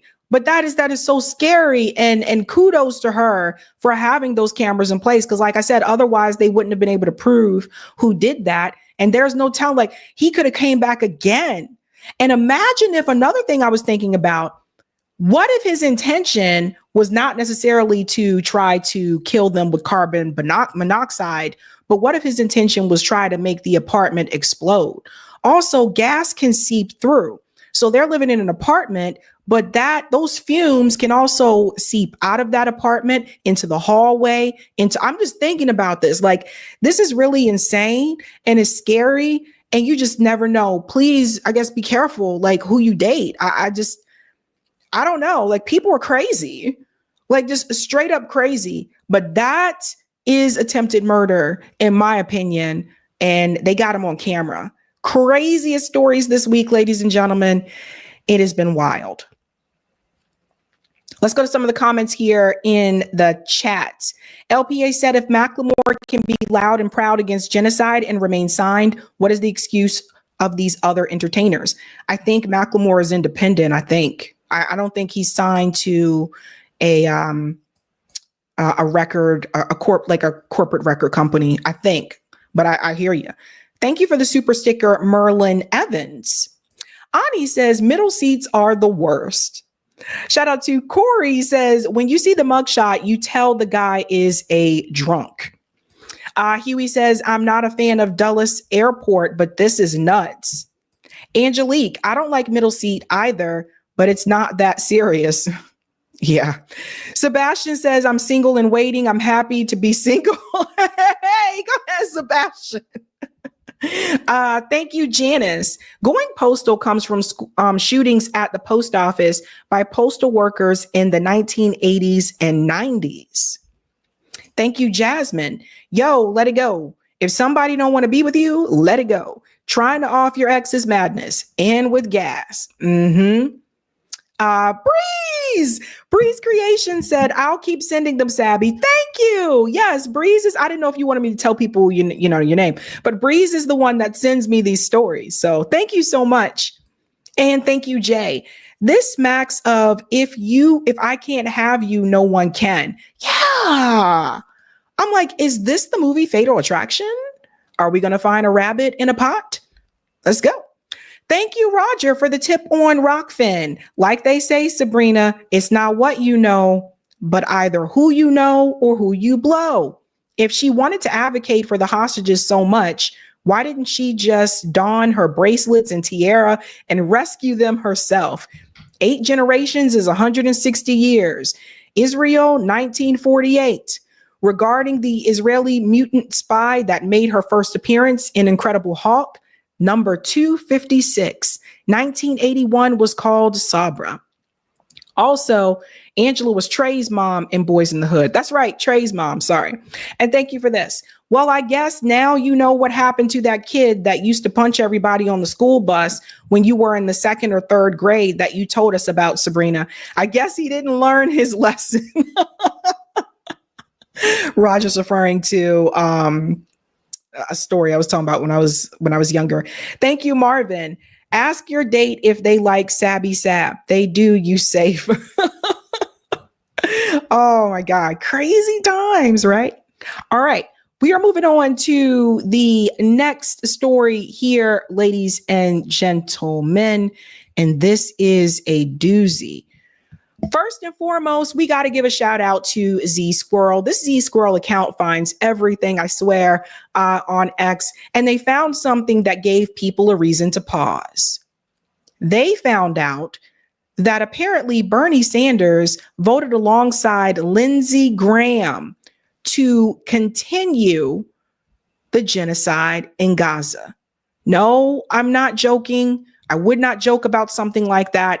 I didn't even know about this had it not been for Z Squirrel. And there are a number of people that are venting about this here. Again, Z Squirrel is on it. Bernie Sanders just supported a resolution introduced by fanatical Zionist neocon Lindsey Graham and co-sponsored by fellow fanatical neocon Zionists Tom Cotton and John Fetterman, opposing a permanent ceasefire and to ensure Gaza genocide will continue by vowing that Hamas is not allowed to have control over Gaza. This is the propaganda the Israeli death cult and Zionists use to launder genocide, as eliminating Hamas means continuing the genocide until completion of Hamas is a mass social movement with deep and firm roots in Gazan society and the de facto government that can never be destroyed militarily except through genocide. So I'll show you something here really quickly, what Z Squirrel is referring to. There's this statement here from Lindsey Graham. Very pleased and proud the U.S. Senate unanimously adopted my resolution stating that Hamas, a brutal terrorist organization, cannot be allowed to have political or military control over Gaza. Tonight, the Senate spoke with moral clarity on one of the most important issues of our time. Barbaric terrorist organizations like Hamas are not legitimate and should never wield political or military power. So I just want to show you like who's applauding this. American Jewish Committee applauded it. We commend the Senate for unanimously praising a resolution reaffirming that Hamas must not be allowed to continue controlling Gaza. With bipartisan support, Graham pushes the resolution to boot Hamas from Gaza. So what people have to understand is that this particular bill, this basically gave Israel the green light, along with Donald Trump, gave Israel the green light to continue the genocide in Gaza. Because what they are trying to do, what neocons like Lindsey Graham is trying to do, is that they're trying to use the excuse of we have to eliminate Hamas. So in order to eliminate Hamas, you cannot have a permanent ceasefire. Now, some of you may be wondering, but Bernie Sanders, he supported a ceasefire. Did he support a permanent ceasefire? I don't think so. In fact, if we go back, you'll see this here. His interview with Dana Bash, that was not what he said. Listen to this, just to recap. I want to just clarify one thing, Senator, if I might. You support a humanitarian pause in Gaza. Some of your fellow progressives say that there should be a full-on ceasefire, which would require an agreement on both sides to halt the fighting. Do you support a ceasefire? And if not, why not? Well, I don't know how you can have a ceasefire, permanent ceasefire, with an organization like Hamas. Pause. So does everybody see what they're doing? Right? Now, we expect this from Lindsey Graham. He's a neocon. He's a psycho, war-mongering like maniac. We expect that from him. However, Bernie Sanders is not supposed to be like the left version of Lindsey Graham. Both of them are using this same rhetoric. So that was Bernie Sanders telling you back then, we can't have a permanent ceasefire because Hamas. So as long as they can use the excuse of Hamas, Israel can continue to kill civilians in Gaza. And that's mainly who they've been killing. They're not really killing Hamas. So think about that for a second. You have Bernie Sanders, and a number of people roasted him on this, by the way, even people I didn't expect to. Bernie Sanders voting along with Lindsey Graham for war. I'll let it continue. Which is dedicated to turmoil and chaos and destroying the state of Israel. And I think what the Arab countries in the region understand, that Hamas has got to go. Is Israel destroyed? No, it's not. What has been destroyed? Gaza, right? Israel also has the Iron Dome. Gaza doesn't have an Iron Dome. Bernie Sanders, and I was talking to, family about this. Bernie has not been good on this issue. And actually, it was said to me today that he was never good on this issue. So something to keep in mind, that while he's telling you Israel cannot block aid, the aid has to come into Gaza, when it comes time to vote, he's voting for legislation that is basically still giving Israel the okay to continue to bomb Gaza because Hamas is there, which means you're giving them the green light to continue to kill kids in Gaza. So my innards writhe at the despicable thing you said in the interview today, whether it was moral idiocy, whether it was exemplary of being a moral monster, or whether it was cynical opportunism, because you're too much of a coward to break ranks with President Biden. I don't know which it is.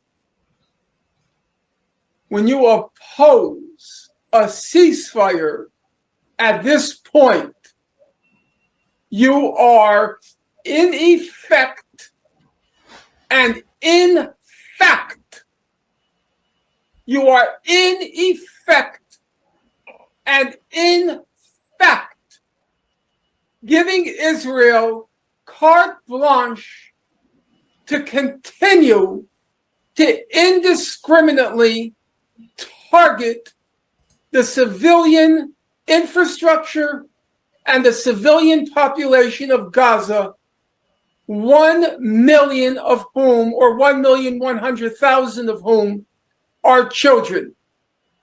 You have become a moral monster. Yeah.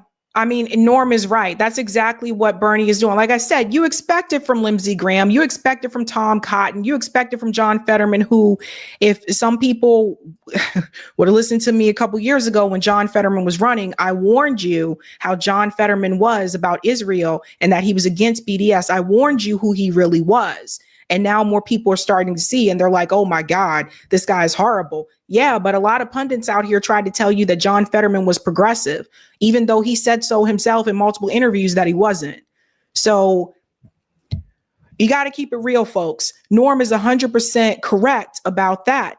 And then there's this. I think we got to go back to him refusing to call it a genocide. This is another one that I think that some people have also slept on. Again, Z Squirrel is on it. Not only does Bernie Sanders refuse to acknowledge the genocide of Palestinians, as every major human rights organization in the world does, goes on to say that by itself makes Bernie Sanders a scumbag piece of, I'm not going to say this, see you next Tuesday. I hate that word, but you guys can read it. But he always gets enraged when you ask him about it. You can ask him about anything from the right. He doesn't care. He remains calm, collected. But ask him any question that exposes his depravity on Palestine, and he goes insane with rage. And you will see that here. Here's another example. I mean, you faced quite a lot of criticism recently. I face criticism every day, no matter what you do, and that's my line of work, and I accept it. Yeah, some barracking over this word, over the whole word about people genocide. are talking. People are talking about what constitutes genocide, all that stuff. Fine. Frankly, what we should be talking about is how we stop this damn war. Do you have an international court of justice which is defining what genocide means? That's Bernie Sanders not wanting to agree that it's a genocide. That's Bernie Sanders getting flustered because he's asked about it. And there's Bernie Sanders telling you we need to stop this war, yet he voted along with Lindsey Graham not to stop the war. Does everybody see now how he plays both sides, how he continues not to be targeted by AIPAC? By the way, AIPAC has been applauding the fact that Bernie voted along on this. So I'm trying to tell you, he playing both sides. That's why AIPAC ain't going after Bernie Sanders, because Bernie is not calling for a permanent ceasefire. Bernie is also saying, oh, we should get the aid in, but he's not calling for no ceasefire. And he's also not calling it a genocide. So he's treading that line. Fast forward to AOC making the webinar and conflating anti-Semitism with anti-Zionism. Remember that? Walking that line. That's why they're not targeted. That's why AIPAC didn't go after AOC and try to primary her. That's why they didn't go after Bernie Sanders and try to primary him. We have to be very careful here, folks. There are people walking around and they are wolves in sheep's clothing. They're pretending that they're on the side of the righteous, but they're actually also tiptoeing on the side of the oppressor, because they're trying to maintain their whole political career and their book deals and their speaking engagements and the money that they can make from that. That's a big reality. People got to understand. This goes beyond just sitting in Congress, God damn it. And they make a hell of a lot more than any of you will ever make their first year being a congressperson. It also includes book deals, tours, speaking engagements. There's so much that comes along with this. A lot of these people have sat there and they become very rich. That's how a Nancy Pelosi can have a freezer full of ice cream. But some of you can't afford to buy a pint. That's how. So notice how flustered he gets when the word genocide is mentioned? We can agree on, I certainly see, is a mass slaughter of women and children, which is unacceptable, which has got to end. And as a United States Senator, I am leading the effort in the Congress to make sure that Netanyahu doesn't get the money he needs to continue that effort. People think that's not good enough, or they want to argue about this word or that word. Fine, go do it. That's where the left is usually. I mean, mass slaughter of people is a very strong way to express Well, that's what I think. That's absolutely. And yet, as you say, there is this argument about genocide. Is the difference between mass slaughter and genocide? You ultimately tell about me. Numbers? All right, talk about genocides. If I ask you historically about genocides, what would you say? Well, I mean, Rwanda, Cambodia, the Holocaust, the Second World War. Right. So those are vastly bigger numbers. That's right. Than But what we're talking about now. Gaza's a smaller country. But why are we? That's what I would think when you talk about genocide, right? I mean, you said you were uncomfortable with the word genocide. Precisely because what I don't want to see is that word become something, 8 people like genocide. All right. It is a horrible. What more do you have to say? Ladies and gentlemen, Bernie Sanders really exposed himself on this issue. And not all of us may have arrived at the same time. I think a lot of people woke up and learned more about it after October 7th, and that's fine. To quote friend of the show, Roger Meadows, people aren't always going to move when you want them to, but eventually, if they get there, applaud them for getting there. But from what I've seen, Bernie has always been bad on this issue. There was also the video of the 2015 town hall when he was questioned about the occupation from an audience member, and Bernie Sanders shouted them down and told them to be quiet. Now, if I had seen that video prior to Bernie's campaigns, I wouldn't have donated money to Bernie Sanders. I didn't see that video until last year. So this vote with Lindsey Graham, that's not okay. Now he out here doing this tour against the oligarchy and all that jazz and stuff like that. But Bernie Sanders need to answer why he voted the way that he did, along with a bunch of neocons. He used to be a strong voice for the anti-war movement, but Bernie's been voting along with these wars, man. Ashura said, demand your money back, Sabrina. I wish there was a way we could get our money back. I don't know. Maybe there needs to be some type of clause for that if you donate money to a politician and they don't, do what they said that they were going to do, and they move like in a different way, that we could get our money back. I don't know. Maybe that needs to be a clause. But you can even see with Bernie Sanders here, again, all lies will be exposed. You see, while he's out there doing that oligarchy tour, and that's getting a lot of press attention, this vote that he did not get a lot of press attention. So this is why we have independent media.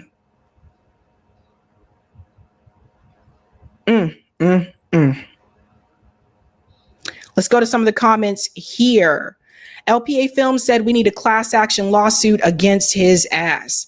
And for me, it's one of those things like, I wish I could get my money back, but I care more about the people that I saw at Bernie rallies that were in wheelchairs, the people that I saw at Bernie rallies here in Boston that were poor. I mean, I gave him my last $5. Like, I needed this money for gas, but I gave it to Bernie because he's going to fight for healthcare. Like, I would prioritize those people over me. That's the part that bothers me the most. Let's go to some of the comments here. Sable, remember how he treated protesters from Vermont at his DC office? Shameful. Sun Queen, so they just want Gazans to be sitting ducks forever? That's what it seems like. Rao says, I remember the 2015, oh, shut up. Yep, he told them to shut up. Thank you, Janice. Bernie is a warmonger too. He voted to bomb Yugoslavia and several other illegal military actions for decades. He also lived in a kibbutz. Pure evil. It's all coming out, folks. Thank you, Blueser. He's one of the biggest actors of the political scheme. Good job, Sabs. Thank you, Blueser. loser in the house. Okay, we have reached our final story, ladies and gentlemen. I think I've been pretty good on time, right? Yeah, pretty good on time. And this one is crazy, okay? All lies will be exposed, in the words of Cat Williams. Now, I don't know if this is true or not, but it has been said, and it is giving me a reason to kind of pause. And I don't know, I was like scratching my head, and I got some questions. And if you have questions about Hollywood and the industry altogether, then I think maybe you might scratch your head as well. Problem is, these accusations are coming from Kanye West. And Kanye has not been known to always have the right mindset, right? Like sometimes Kanye just goes off on a rant and says some really crazy things. And it started with this. He had another one of these rants that he went on. It started with this one. Now, he deleted this tweet, but screenshots are forever. This one is not good. This is really, really bad.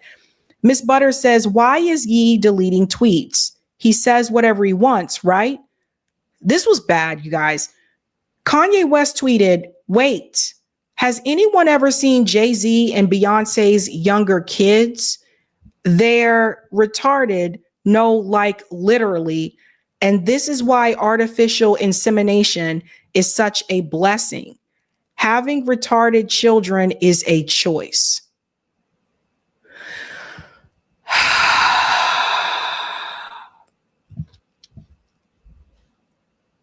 So first of all, I don't like that word. I don't like people calling people that word, but to go after someone else's children, first of all, children are innocent.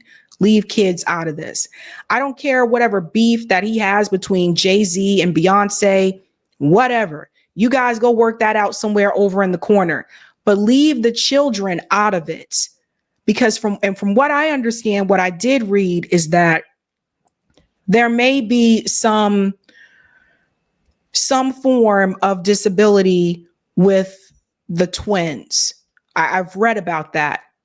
But the point is, that's really none of our business. If they don't want their kids out there like that, that's really none of our business. And then to go to that extreme and to say that about the children, that is so wrong. Now, apparently he must have received pressure from somewhere because he deleted that tweet.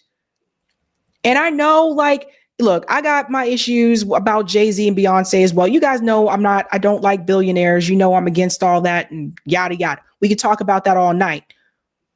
But I still wouldn't go after these kids. Like, that's just wrong. And I really didn't like the whole, it's a choice. It takes me back to that time when he was on TMZ and he said slavery was a choice. So he's been saying some really outlandish things. And that's why when he makes accusations like this one, which we don't know if this is true or not, but because it's coming from him, you don't really know how to take it. Kanye West is now accusing Kim Kardashian of running a trafficking ring. Listen to this. I kid you not. I don't know these people. I never met these people. I don't like these people, really. You know what I mean? I really don't, but this is a serious accusation.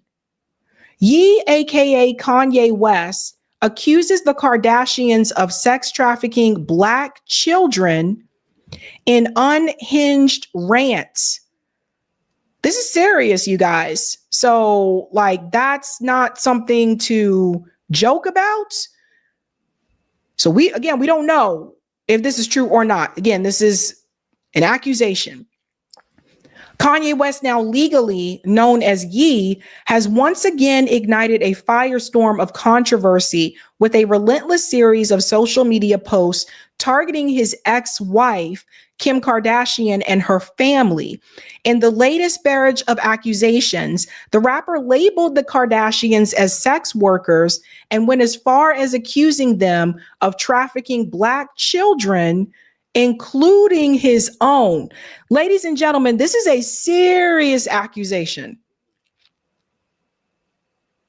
Serious accusation. And it seems like to me that Kanye West spent enough time in the industry where he saw some things that he said was, or he feels was, screwed up, and the industry turned on him. And it's almost like now he's trying to get everything out. And again, this is an accusation. I gotta say that because y'all ain't coming. The Kardashians ain't coming after me. That's what it seems like. But I gotta say this as well. Although we do not know if this is true, this statement here, he's claiming that the Kardashians are sex workers. This is something I have to say that I think other people should mention to Kanye as well. First of all, when you started dating Kim Kardashian, it's not like she was some saint. Okay? All right. Guys in the chat, let me know. Guys in the chat, let me know. When he started dating Kim Kardashian, it's not like she was some saint. Okay? All right. You knew about this woman because she had a sex tape with Ray J. That's how she became famous. Yes, she came from a wealthy family. Yes, she worked with celebrities. She was a designer. She made clothes, all those types of things. Yes, but she became famous after a sex tape. So when you decided to go date Kim Kardashian, a sex tape she made money off of, by the way, when you decided to go date this woman and then marry this woman, stop acting like you didn't know what you was getting, okay? Stop it. I don't even like Kim Kardashian like that. But the way that Kanye, you keep going after this woman like this, saying, oh, she's sleazy. She shows her clothes too much. She's sleeping with all these men. That's who she was, goddammit. That's who she was when you met her. It's almost as if it's like, oh, if I marry her, she will change. No, she's all about publicity. She'll do anything. The mother out here got them selling the sex tapes. Go sell the sex tapes. The mother wanted the money too. Stop it. For the men, stay away from these Kardashian women. They seem to be messing dudes up in the head, okay? All of them.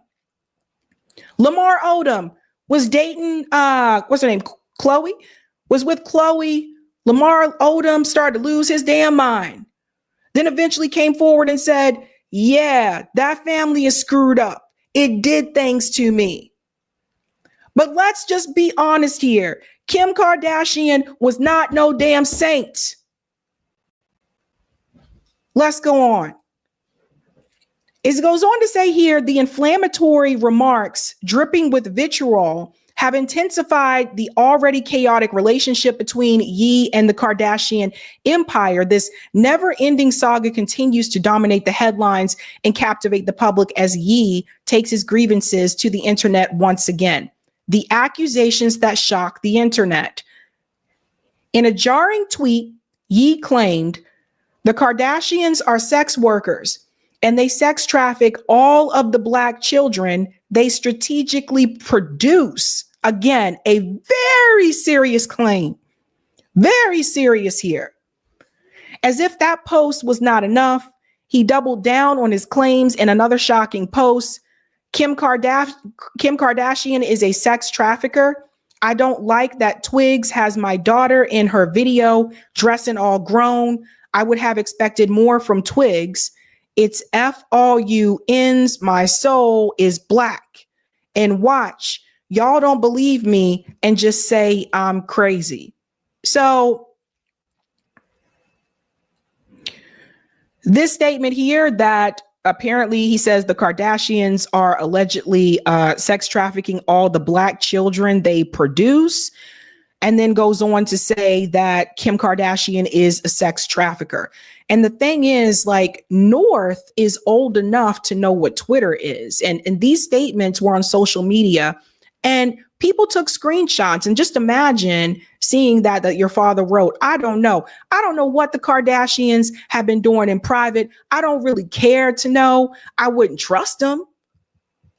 I wouldn't trust them. I wouldn't put much past people in Hollywood, to be honest with you. would not put much past people in Hollywood. But the thing is, it's like this stuff is just kind of coming like out of nowhere. I don't know what's going on. It does seem like there is some issues with Kanye feeling like his daughter, at least North, is not dressing the way that a girl her age should dress. And that Kim is basically trying to make her look older than she should. And I don't agree with that. I think that kids should be kids. I do not think you should try to make kids dress or behave too grown. As my grandma used to say, don't act grown. My grandma used to say, don't act grown. Skylar said, I don't put anything past anyone in Hollywood. I don't either, but Kanye knew exactly what he was getting with this woman. Kim Kardashian was out there loud about it, okay? Let Kim Kardashian have been a black woman who was out there loud and about it like that with a sex tape and all this other stuff, and think about how things would have been differently. You know what I'm saying? Call me old fashioned, but that's not, I don't see that as marriage material. I really don't, because like I said, you think this person is going to change, but you don't know that. People change when they want to and if they want to. And if anything taught me anything, the Kardashians in particular, like publicity and are willing to do whatever for publicity, right? Yes, unapologetic, unfiltered language left the internet divided. Some questioned his state of mind while others eagerly joined in on the spectacle. This is not the first time the rapper has used social media as his personal battlefield, but the latest accusations have taken the drama to dizzying new heights. At the center of this is his daughter, Northwest, whose involvement in the music video has triggered yet another public meltdown. The 11-year-old recently appeared in a project that featured singer FKA Twigs, and Ye made it abundantly clear that he was not pleased. I don't like that Twigs has my daughter in her video dressing all grown. Yeah, and you know they had issues over the kids as well, right? The rapper consistently objected to Kim's decisions regarding their children, often accusing her of pushing them into the spotlight without his consent.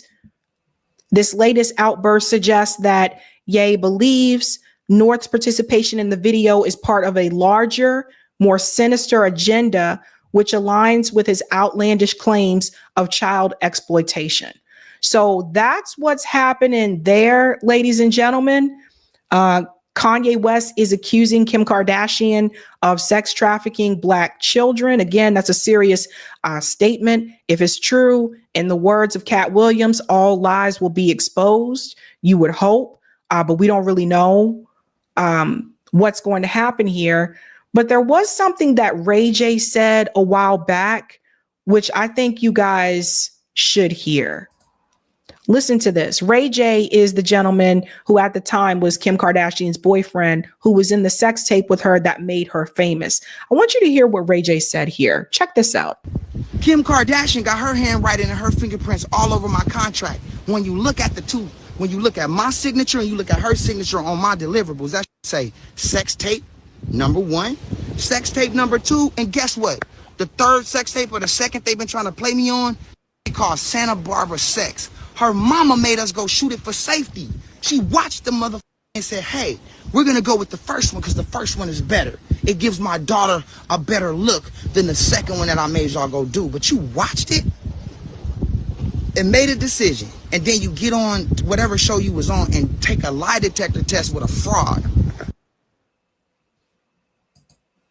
If what Ray J is saying is true, then it points to what I've believed for quite some time, which is that they're all about publicity and money. Whose mother tells her, what mother tells her daughter to go make a sex tape with her boyfriend and then let alone watches it? Who does that? Maybe I'm too old fashioned. I don't know. I don't know what the kids are up to these days. But how is that motherly, man? Who does this? People who want money, huh? We don't know if those accusations are true that Kanye is claiming, but if it is, that is very damning. If it's not, it's very dangerous. I don't know. I don't know what's going on with Kanye at this point.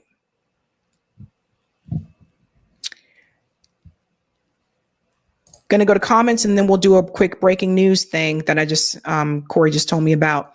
Thank you for the super chat, Roger. Tag your it is how you get your money back. Taxpayers against genocide. Thank you for the super chat, Sable. Thank you, Russell. Pro-Palestinian protesters aren't anti-Semitic. Kanye is, remember, he said that he loved Hitler on Alex Jones. All over the damn place. Thank you, Jasmine. Ironic he's accusing her of this, not defending Kim, but Ye also decided to bring over the Tate brothers when North was supposed to visit him. Ooh. Interesting. And it appears we do have breaking news. I'll go ahead and pull this up, but you can leave that there. Cori, if you want to pull up you can bring that back up if you want to pull up the breaking news article while I'm, if you can put the link on the Type VNC while I'm doing this. Thank you so much for the Rumble rant blank state. Saying that you want some sort of clause mandating a politician be bound to the promises they've made to their donors is basically the same as saying you want to legalize political bribery explicitly. Nah, I just think that politicians should have to sign some type of clause. You know, Justice Democrats had to sign something. They had to sign a pledge, even though they didn't commit to it, but they had to sign a pledge. That's what I'm saying. We do have breaking news. This is so sad to hear. Oh, I like George. Damn. Oh my God. Rest in peace, George Foreman. George Foreman, ageless heavyweight champion, dies at 76. He claimed a world title in his 20s and again in his 40s, and then made millions selling grills. I have a George Foreman grill. Oh, not George. Damn. This is a hard one, you guys, because Mike Tyson bit off, was it his ear? No, that was Evander Holyfield. That's right. He ain't touched George's ear. Sorry, I'm getting confused. But I have a George Foreman grill. And I remember watching the George Foreman biopic. It's really good, you guys. It's really good. Damn, what happened to George? Let's see if they explained the cause of death. It says, George Foreman, a heavyweight boxing champion who returned to the sport to regain his title at the improbable age of 45, and periled his fame and amiable personality into a multi-million-dollar grill business, died on Friday. He was 76. His family announced his death on Instagram. No cause was given. So we don't know what the cause of death was. Damn, George. Oh, when Foreman returned to the ring after 10 years, there was skepticism that a fighter of his years could beat any younger fighter. I remember this. This is what I'm trying to tell you guys. Watch the George Foreman biopic because he had to do a comeback. It says, much less come back to the top of the game. But in 1994, he beat the undefeated Michael Moore to reclaim the world title, shocking the boxing world. Foreman's career spanned generations. He fought Chuck Wepner in the 1960s, Joe Frazier and Muhammad Ali in the 70s, Dwight Muhammad Quai in the 80s, and Evander Holyfield in the 90s. And his popularity helped him make millions selling grills after his retirement. George! Damn!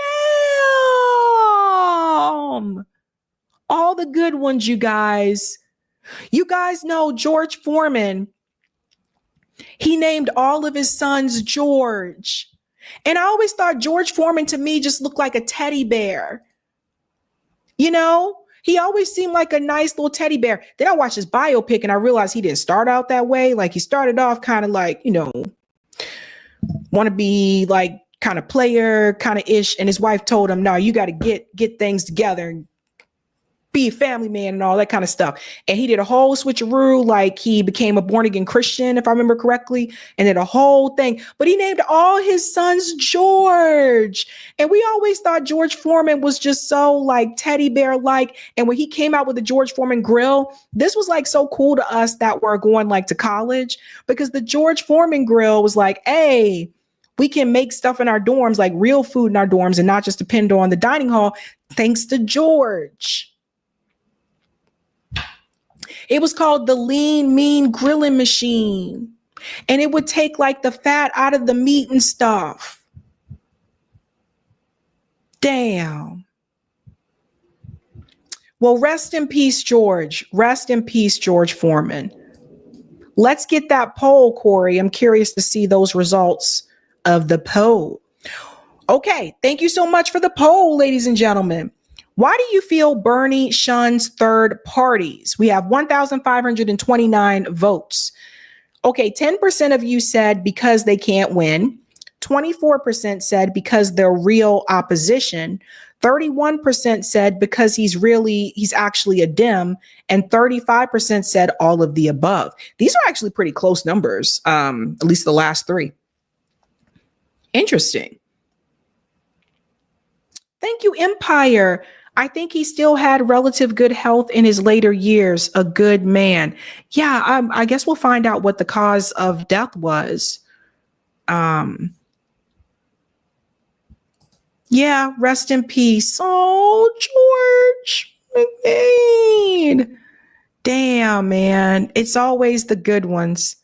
I think I have something on Rockfin, Cori. I think Roger said Rockfin. Yeah. Sakina said, yes, I gave all my mentees George Foreman grills when they went to college. Yeah, man. I think that George Foreman grill, the first one I had, I think it was like $19, but it was cool. You just put it on there to go, and it would cook. It cooks pretty fast. Like, you can put like a piece of like chicken breast on there and it cooks like, I think it was like 7 or 8 minutes or something like that. What's wrong, Race Pace? Ultimately, grilled food is not very good for you. Just saying. Why not? Tell me. Thank you, Roger. Yes, he said slavery was a choice. The only reason why that's surprising to some, but not to me, is people keep forgetting about the Confederate flag t-shirts he tried to pawn off on our community. Yes, Ray J, that's how I heard about Kim. Sex tape with Kim? Who? Daughter of Robert. Robert who? Part of the OJ's dream team. Dream team. All I knew was Cochran, Shapiro, Dershowitz, and Bailey. Never heard of Robert. Oh, that's a good point there, Roger. Did he answer the question about the grill? I just wanted to know why grill is not that good. I always thought like grilled food is better than fried. Baked food's better than fried. I don't know. Or maybe he didn't say anything. Thank you, Courtney.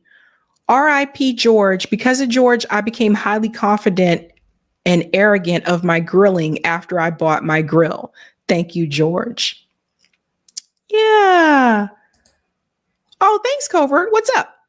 Hi, Chemist here again. Grilled food has a high content of atrazine, which is carcinogenic.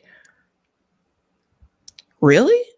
How? Is it because of the charcoal? Are you talking about like regular grills, or are you talking about like the George Foreman grill? Indoor grill or outdoor grill? What grill are we talking about? I guess I'll find out, but Race, the grease you eat when you use it for bacon and such, it's a heart attack agenda. So I don't use grease. I use olive oil spray. I use like olive oil spray, but I don't know. Maybe I need to look into this. You guys are telling me some things. I don't know. Maybe they're talking about like the outdoor grills, but the George Foreman is just a indoor grill that you just plug in.